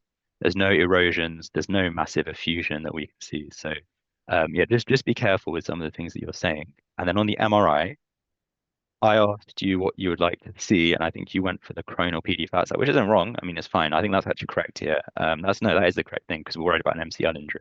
I think you forgot, and this is common again in under exam pressure, is that when you're looking at this study, don't forget what you saw in the previous study. You saw a possible, you know, you saw a medial issue, an issue with the medial side of the knee, and you correctly told me that if that fragment of bone ossified, that's called a Stieda Pellegrini lesion. So a Stieda Pellegrini lesion is an ossified fragment which signifies MCL injury. So really, the money here is looking at the MCL, and you got it in the end, but the MCL is completely gone. Okay, where is the MCL, right? It's okay. I've lost it there, yeah? So the MCL is gone. There's diffuse kind of suprapatellar edema. There is injury to the lateral meniscus, which you can actually see on the coronal. You can't really see it as well on the sagittal, but you did pick it up. So there's a lateral meniscal injury, there's a medial collateral ligament injury, and there is an ACL injury. So this is in keeping with the unhappy triad of O'Donoghue. So that's what I wanted you to get. You also mentioned something about bone break. That was your word. There is no fracture, so don't talk about bone breaks. You're talking about fractures. So make sure you're using the right terminology. And I asked you what the mechanism of injury was. So what I was looking for is I wanted you to say this injury results from valgus stress. So i.e., if someone smacks your knee, if someone smacks your knee laterally, i.e., there's force going from lateral to medial this way, what will happen is you'll mess up your lateral meniscus, you'll mess up your ACL, and you'll also injure your MCL there. There's a valgus stress injury. So just think about someone getting hit by a car on the side of their knee. That's the way I remember it. Any questions about that case? Good. This case is hard, and it requires you. They like these syndromic cases in 2B. So this was tuberous sclerosis, and you got there in the end. Someone said it is joint effusion. Yeah, so there is a joint effusion. Just a load, sorry, rubbish internet.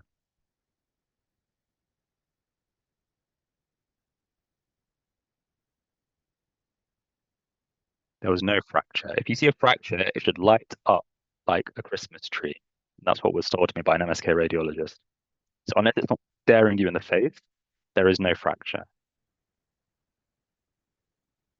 So in this case, I think this was a case where you might have tripped yourself up a little bit, and you were saying a lot of things, and it was like kind of a scattergun approach without actually telling me precisely what the diagnosis was. So I just wanted to hear this is RCC because that's what it looks like. And the patient has tuberous sclerosis, right? So I can't remember the stat. I don't think they're at increased risk. I think they get RCCs younger, but someone can look that up and verify. But basically, these are bilateral AMLs, so fat density lesions. There is a clear exophytic mass here. So remember, we saw the TCC before. This is an exophytic mass. So this is RCC. And you were saying, once you got it, you were saying the right thing. So you were looking for vascular invasion. You would look for involvement of the perirenal fascia because that can upstage it. You would look for involvement of the adrenal gland and the adjacent liver because the involvement of those can upstage it. So these are the things you need to start thinking about when you see a renal tumor. But I think you were saying this could be polycystic kidney disease and a few other things which just weren't, well, you weren't quite hitting the nail on the head. So these are bilateral AMLs. There's what looks like an RCC on a background of bilateral AML. So bilateral AMLs makes you think tuberous sclerosis. Then the other things to look for in tuberous sclerosis, you said, looking for the brain, for the subarachnoid nodules, but also we do have access to the base of the lungs, don't we? So this patient, had you asked for it, you would have seen that they have a few cysts. So this patient, even though they're male, they have lymphangioliomyomatosis. Okay, because in tuberous sclerosis, males can get lymphangioliomyomatosis. In sporadic cases, it's only women. But in genetic cases of tuberous sclerosis, men can get it. Okay, and then on the subsequent imaging, the kidney had been taken out.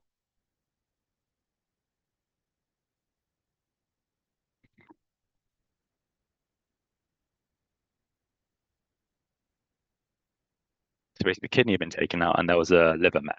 So there was recurrence of disease. Sorry, I can only open the status for some reason. That's fine. So there's a big liver mass, and again, you're being too descriptive. You're telling me there's a centrally necrotic soft tissue density which abuts the stomach. It's just a liver metastasis. Okay, there's a suspicious large soft tissue mass involving the liver, in keeping with metastasis. And they've had a nephrectomy, and they've got nodal recurrence in the nephrectomy bed as well, which was the other thing. And I think you started talking about pancreatic flips and things. So you just need to focus on where the money is. The money is a huge mass in the liver, and there's recurrence in the nephrectomy bed. And that's it, really. Do you have any questions? No, sir. Thank you. I think the malrotation case you got was brilliant. You picked up on all the relevant things. There was a small bowel was on the wrong side of the abdomen, basically, and you mentioned things like the cecum, the DJ flexure, obstruction, volvulus. You mentioned all the right things. So I'm not going to go into that case again. Good. So it was already 8:30, but we've got one more candidate. So let's go through the final set of cases. Apologies for overrunning. I'm just going to open them up, and I will try and address your questions in the meantime.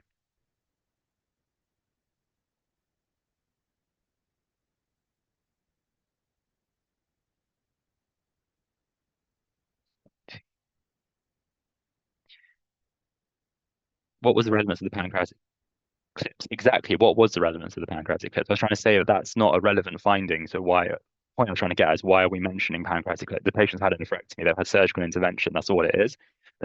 I think I was trying to make a point that if you say things in the exam, the examiner will pick you up on it, and they will ask you like, why are you saying this? As happened to me. So be precise with what you say. Yeah, so it was AML, bilateral AMLs with RCC. Yeah, so that's what I was trying to get at with that case. Yes. Correct. Do we have candidate 4?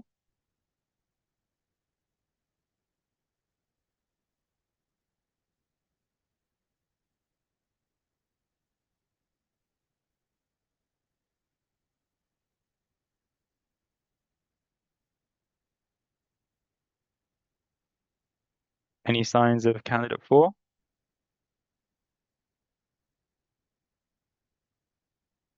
That's fine. Maybe they're not around anymore.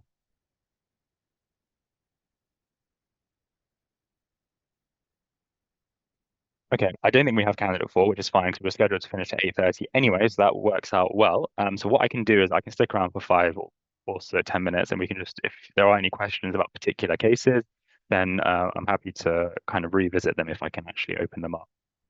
So if there's any consensus on any particular cases you wanted to re-review, then I can quickly do that now.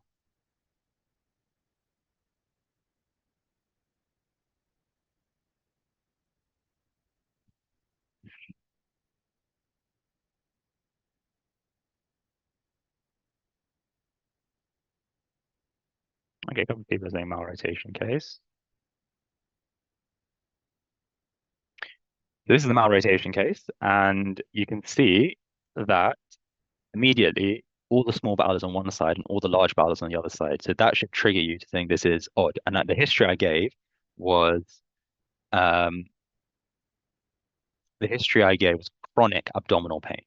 Okay, so this is a long-standing congenital issue. And if you look here, the stomach's here. There's somewhere here is the duodenum, right? It's not crossing the midline. I'm kind of losing it here. But the point is, it's not crossing the midline.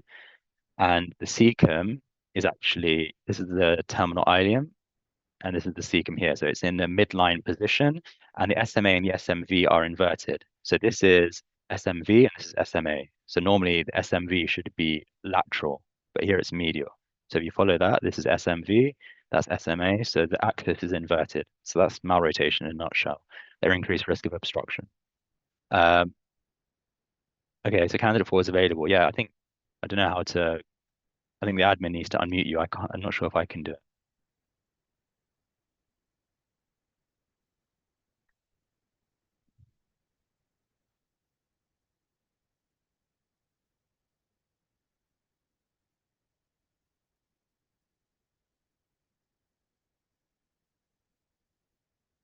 Hey, candidate 4, can you unmute?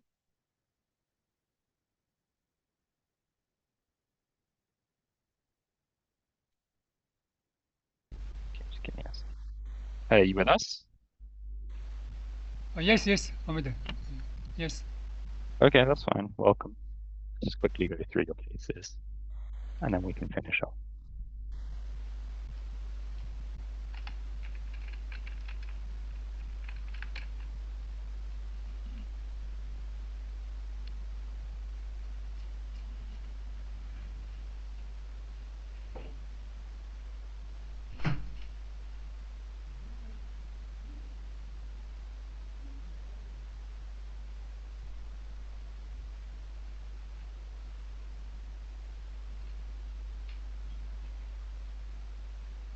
Just bear me a second, just loading the cases.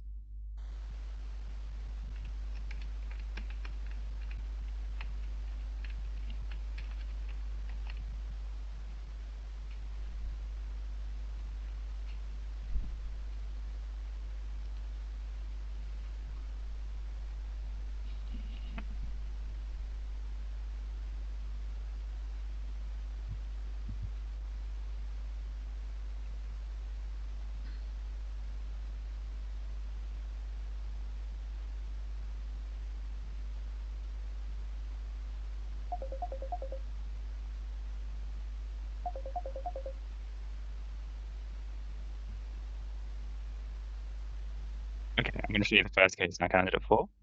Are you with us? Yes, sir. Yes. Let me just share my screen.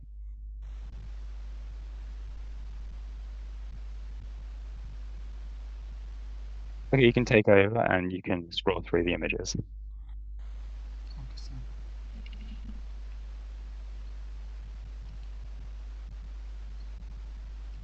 Yes, sir. Requested remote control requested.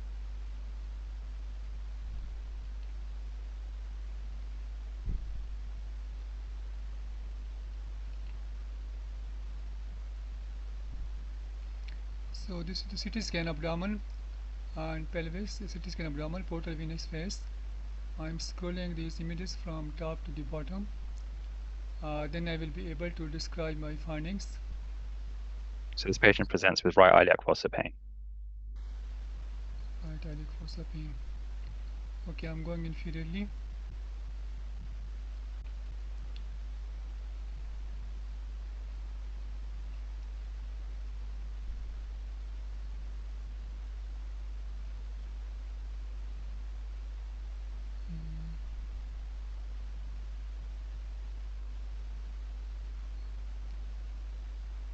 Yes. Okay, so just if you So get there on is scrolling, so can you hold down the left mouse to scroll? It's very slow at the moment. yes, there is a thickening is noted in the terminal ileum, at the ileocecal junction. So there is a standard changes are also seen I'm going inferiorly. Okay, so just focus on the area of interest. So in the coming to the right iliac fossa, I could see there is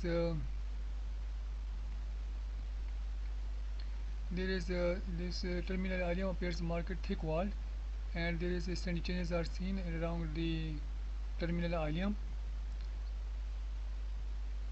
The rest, I'm looking for the rest of the bowels. So do you think that show me what you think is terminal ileum, please? This one. Okay, just keep following it. So what do you think the diagnosis is? Just Yes, I'm following it to the cecum. so what do you think the diagnosis is? This appears to be some Crohn's disease. Okay, that's fine. And if you elsewhere in the abdomen, look in the upper abdomen and tell me if you see any abnormality, please. In the upper abdomen, there is a pancreas appears bulky, and their coagulability.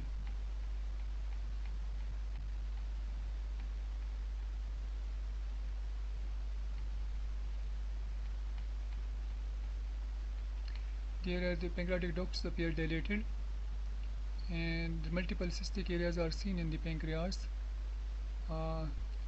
This could be a case of intrapancreatic tumor (IPN). I will also know the age of the patient, and if the patient has any history of weight loss, this could be IPNA, because there is dilatation of the pancreatic duct is also noted, and these cystic spaces are communicating with the pancreatic duct. So what else do you think this could be? Multiple pancreatic cysts. You asked for the age of the patient. I'll tell you he's 25. 25. So in 25, this could not be the IPNA. So in the 25, these cystic areas could represent cystic fibrosis. Can like present cystic fibrosis, and if the patient inflammatory markers are raised, I'm looking for the inflammatory markers. Why? Because in the but there is no evidence of any changes around the pancreas. So No. this no, there is no evidence of any calcification. Sorry, so you've told me there's multiple pancreatic cysts in a young patient. What do you think is going on here? Because I could not see any cyst anywhere else, I could not see any kidneys cyst, any liver cyst. So this could be due to some benign things like a chronic disease process. It could be due to some cystic fibrosis type of things, or it could be due to some. Okay, I'm going to scroll through the pancreas. We'll give you. We'll have one more go at this. If that's fine, if we can always proceed. But so multiple pancreatic cysts. Is there anything else you notice in the pancreas?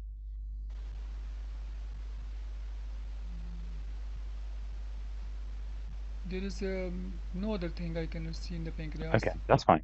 We'll stop there. Thank you. We'll move on to the next case.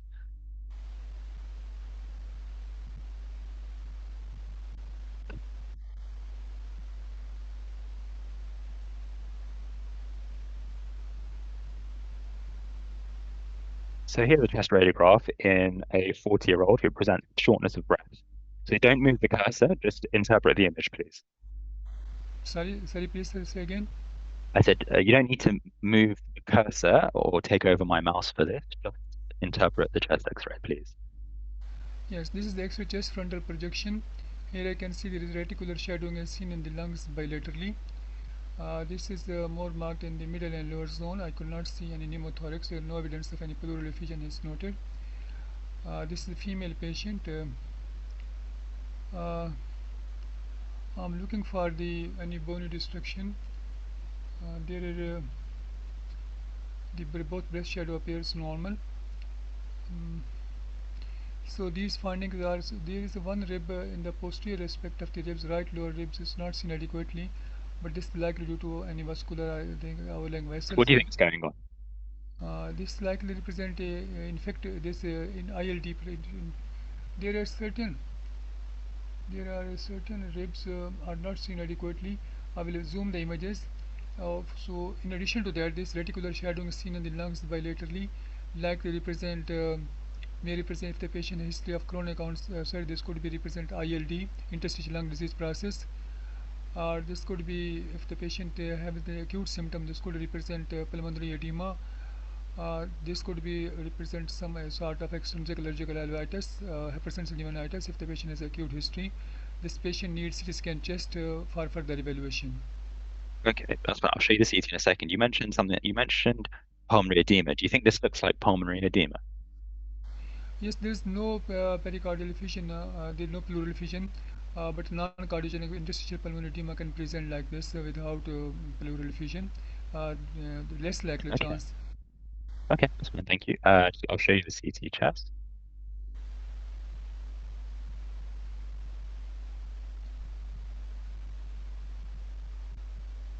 Would you like, you know what, I'll scroll through this one for you, Yes, just because yes. it might be a bit more.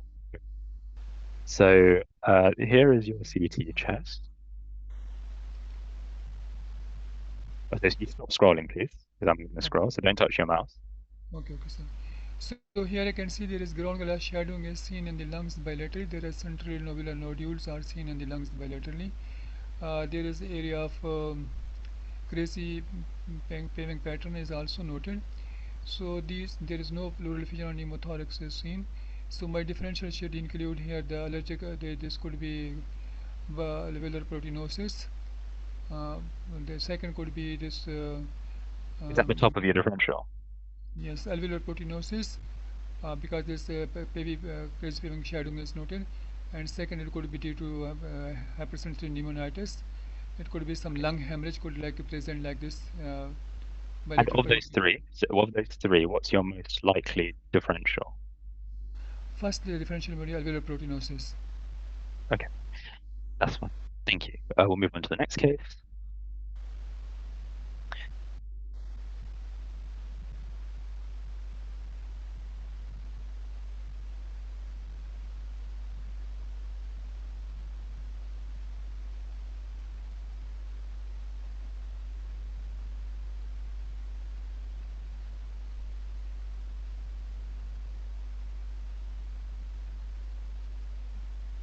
Okay, this is a chest X-ray and patient who presents with a cold. Yes, sir. Cold? Yeah, go. Yeah, they have a cold. They've got a runny nose. Cold? Yeah, they've got the flu. Flu. This takes a chest frontal projection of a female patient. Here I can see there is relatively increased bronchovascular markings are seen in the basal area bilaterally. I could not see any pleural effusion. I could not see any pneumothorax.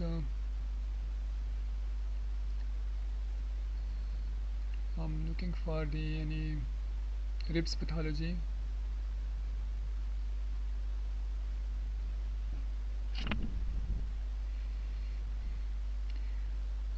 There is no rib pathology is also noted. So there is only abnormality here. I can see there is a fine reticular shadowing is seen in the basal area in the middle and lower bilaterally, especially in the retrocardiac area. Now I'm looking for my review area. The apex appears normal. The hyla appears normal. Retrocardiac there is Okay, so if I invert the image, does that help you? Yeah, there is a reticular shadowing is seen in the basal area bilaterally, especially on the retrocardiac area. Yeah, don't worry about that. In addition to that,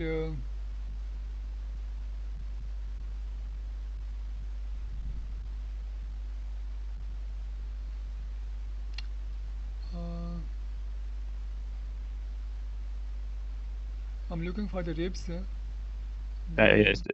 Okay, that's fine. Let me show you the patient has a subsequent CT. So I want you to have a look at this, please. Would you like to scroll? Yes, sir. asking for the request remote control. Uh, No, it is not. Yes, yes. Okay. This is the CT scan brain, and this is going to the CT scan chest. This is same patient. mhm. There is a hypodensity area seen in the tonsillar fossa on the left side. I'm going inferiorly, going to the chest.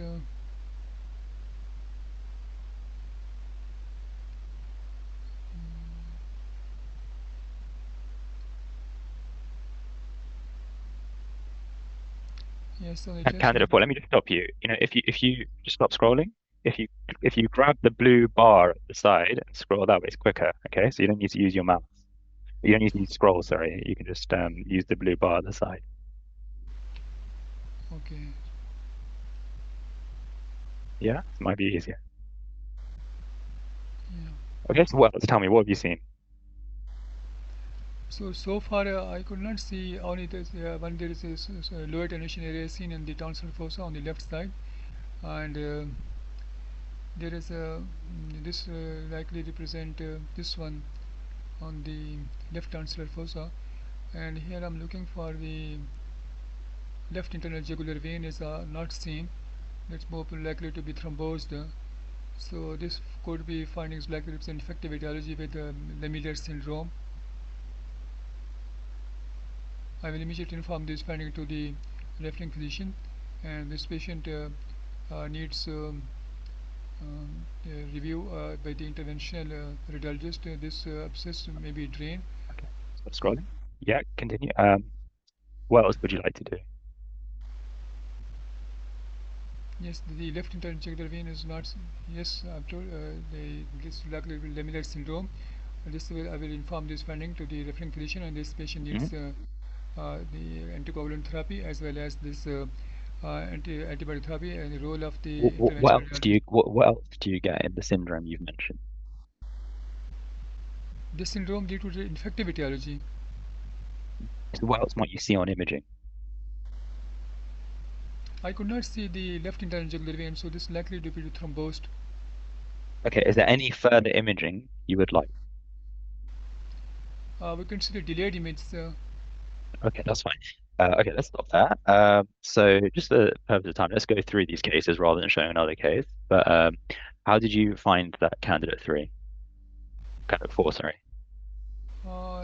These are difficult cases. They are difficult, yeah, I agree. These are very difficult cases.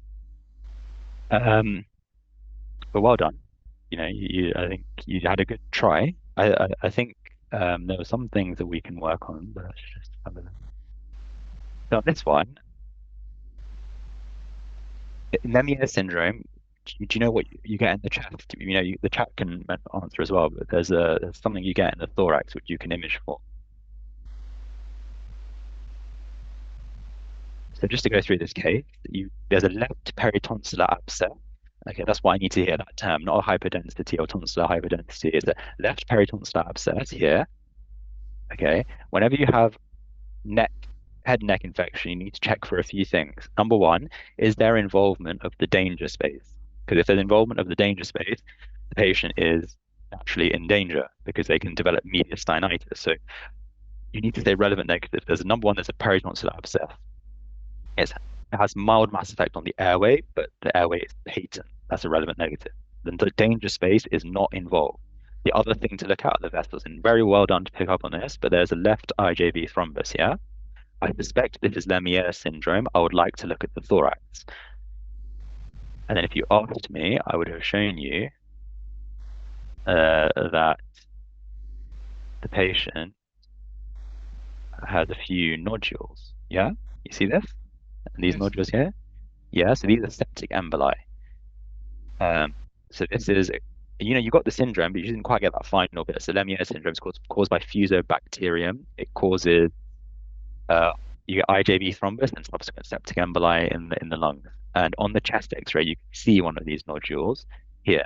Subtle, but that's why I was trying to invert it for you. You can see it, and I think difficult, but it is there. Okay, so that's a hard case. So yeah, well done to the chat. Someone said, please stop prompting. No, I don't think that's fair because in the examiner does prompt you to help you out if you're really struggling. So yeah, that's just how the exam works. What about left second rib? To be honest, I don't know. I haven't looked at left second rib. This rib here looks fine to me. Well, this rib here, sorry. That's fine, yeah? The ribs are fine. There's no issue with the ribs.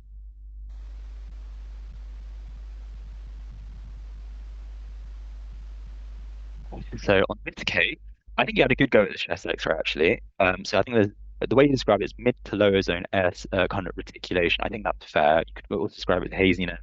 I think you didn't get relevant negatives in those. So I would say there's mid to lower zone reticulation. There's no pleural effusion or evidence of cardiomegaly because now you're telling me that this is probably not pulmonary edema by saying those two things. So remember, negatives are important. So I think you kept saying stuff like, this is the female patient and the breast shadow is present. I think that stuff is irrelevant. Whether it's female, male, whether there's breast shadow or not, it's not changing your diagnosis. I think you need to be systematic because what you said was there's reticulation. Then you told me there's a female patient.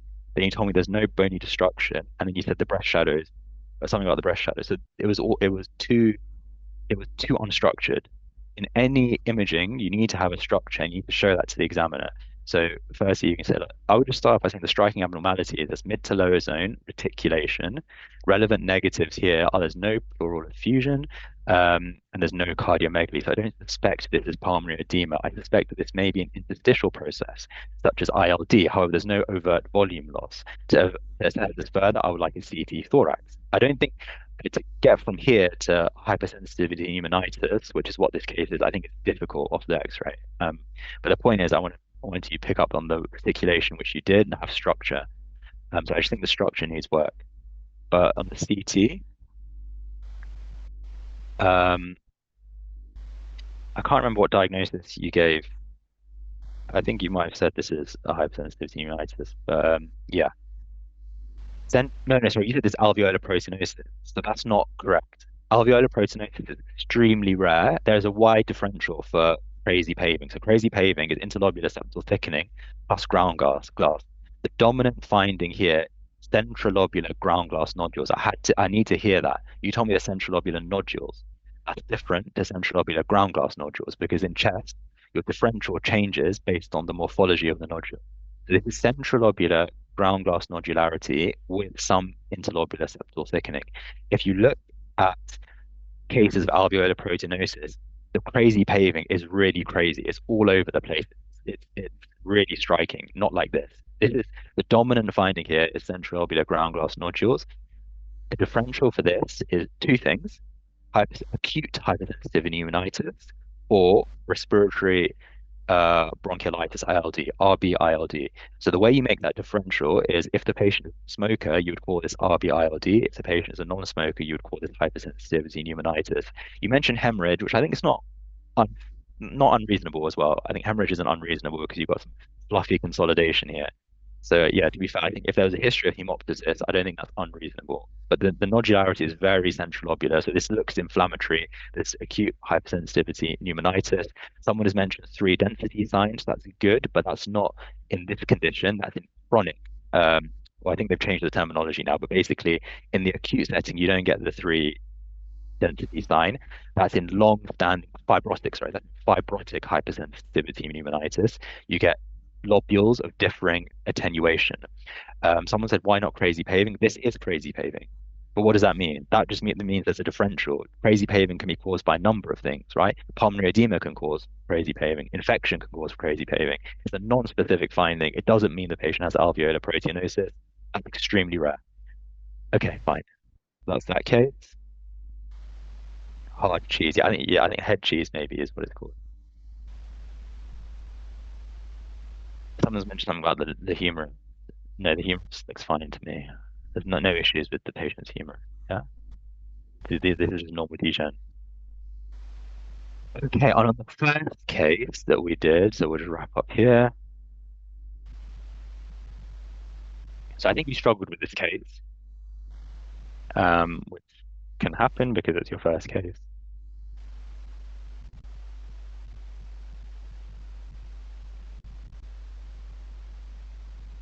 So this was appendicitis, but you kept calling it terminal ileum. were you aware of like, could you see that it was maybe appendicitis, candidate 4?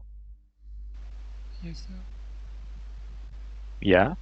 So just because it's taking some time to load, like, could you appreciate that? So what you were looking Yes. at wasn't the terminal ileum. Yes, I'm suspecting this could be appendicitis. Okay, but you didn't say that. You told me it's the terminal ileum, and you told me it's Crohn's.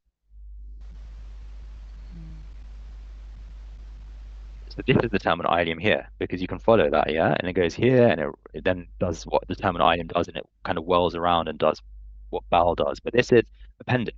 It's blind ending, yeah? Right iliac fossa, blind ending structure with inflammation. That's acute appendicitis. So this is uncomplicated acute appendicitis. Number one. Then I asked you to look at the pancreas, and I think this is where we kind of struggled. But these are, so you said IPMNs. I mean, you don't get multiple IPMN sites. You also mentioned IPNA. I don't know what that is. Is that another term for it? I've not come across that, or I'm not sure if you were just confused. But basically, these are multiple pancreatic cysts. So multiple pancreatic cysts triggers a diagnosis in the mind of the radiologist. And I think the chat have mentioned it, and that's VHL. Okay, von Hippel-Lindau. It's a candidate for it. Just look that up. And do you know what some of the things you get are in VHL? What tumors you get? The chat can answer, or candidate for you can answer. You can get a hemangioblastoma. Correct. We can get multiple cysts in the kidneys. Okay, yeah. And we can also get in the iris nodule in the orbit. The what? And, Sorry. Some lesion nodules in the orbits, iris. Oh, right. No, yeah. Just radiologically, what can we get? And we can also get in the pheochromocytoma in the adrenal glands. Yeah. Okay. So RCC one. So think of the abdomen. RCC, pheochromocytoma, neuroendocrine tumors of the pancreas. Not much in the lungs, in the central nervous system, hemangioblastoma. That's it. Yeah, lymph nodules and all that stuff. I think that's more clinical, right? But we're talking about imaging. And then if you look here, so I was trying to show you, there's a hyper-enhancing nodule here. So this could be a pancreatic neuroendocrine tumor. This is what I was trying to get at with this case. And then had you picked that up, we would have had a dotatate PET. So dotatate PET is great for picking up neuroendocrine tumors. And then basically we would have worked the case from there. But because you didn't pick up on that, I didn't kind of go down that route. Just quickly show you. Okay, it's taking time to load, so that's fine. We'll leave it. I think you get the idea. So yeah, here's the dotatate PET. So the key thing is on the dotatate PET, you could have looked at the pancreas, and you can also look at the central nervous system, and you can see there's something hot there. So this would have been like a neurogenic tumor, which we would have then looked at on the MRI spine. So that's how this case would have evolved. So what I want to show you here kind of was if you have syndrome type case, think what are the other organs that could be involved. But that's fine. I know it's difficult if you don't know what VHL is. Cool. We'll stop there. Any questions, candidate 4? So what are the two common causes of hypersensitivity pneumonitis? One you said hypersensitivity pneumonitis. The other one, what was the cause? No, I said the differential for the imaging of this appearance is Yeah. either going to be RB-ILD, so smoking-related lung disease, What is that? or What is that? I was in the chat, so just have a look in the chat and you can look it up, RB-ILD, or it's going to be hypersensitivity pneumonitis. So people are saying upper zone predominant, head cheese, so that's all fibrotic. In fibrotic hypersensitivity pneumonitis, you have the upper zone predominant. This is acute. Okay, this is non-fibrotic, this is acute process, inflammatory process. This is not this, we're not talking about fibrotic hypersensitivity pneumonitis here, where you get the 3 head cheese sign, upper zone predominant, etc. Cool. Let's leave it there. I think the best thing to do is if people have questions, the best place to find me actually is on LinkedIn. So you can find me on LinkedIn. I'm usually much more responsive there. I don't really respond to emails because I get a lot of nonsense emails by various things in the hospital. So I miss emails. So message me on LinkedIn if you have LinkedIn. That's probably actually the easiest way to reach me. I'm happy to help if you have any other questions. And yeah, I mean, take it easy. Oh, the other thing I was going to say, please don't have, if you've recorded this session, please don't put up the recording, because there was one case which some of the information wasn't completely anonymized. So uh, I kindly request do not put up any recordings. You shouldn't be recording these sessions anyway, but if you have, please don't upload them anywhere or show them to anyone. Cool. Otherwise, take it easy. All the best for your exams. Really well done to the candidates who put themselves forward. You know, it's very brave of you, and I'm sure you all do very well. And take care. I think someone will post the feedback link. Hold on, someone's asking for it.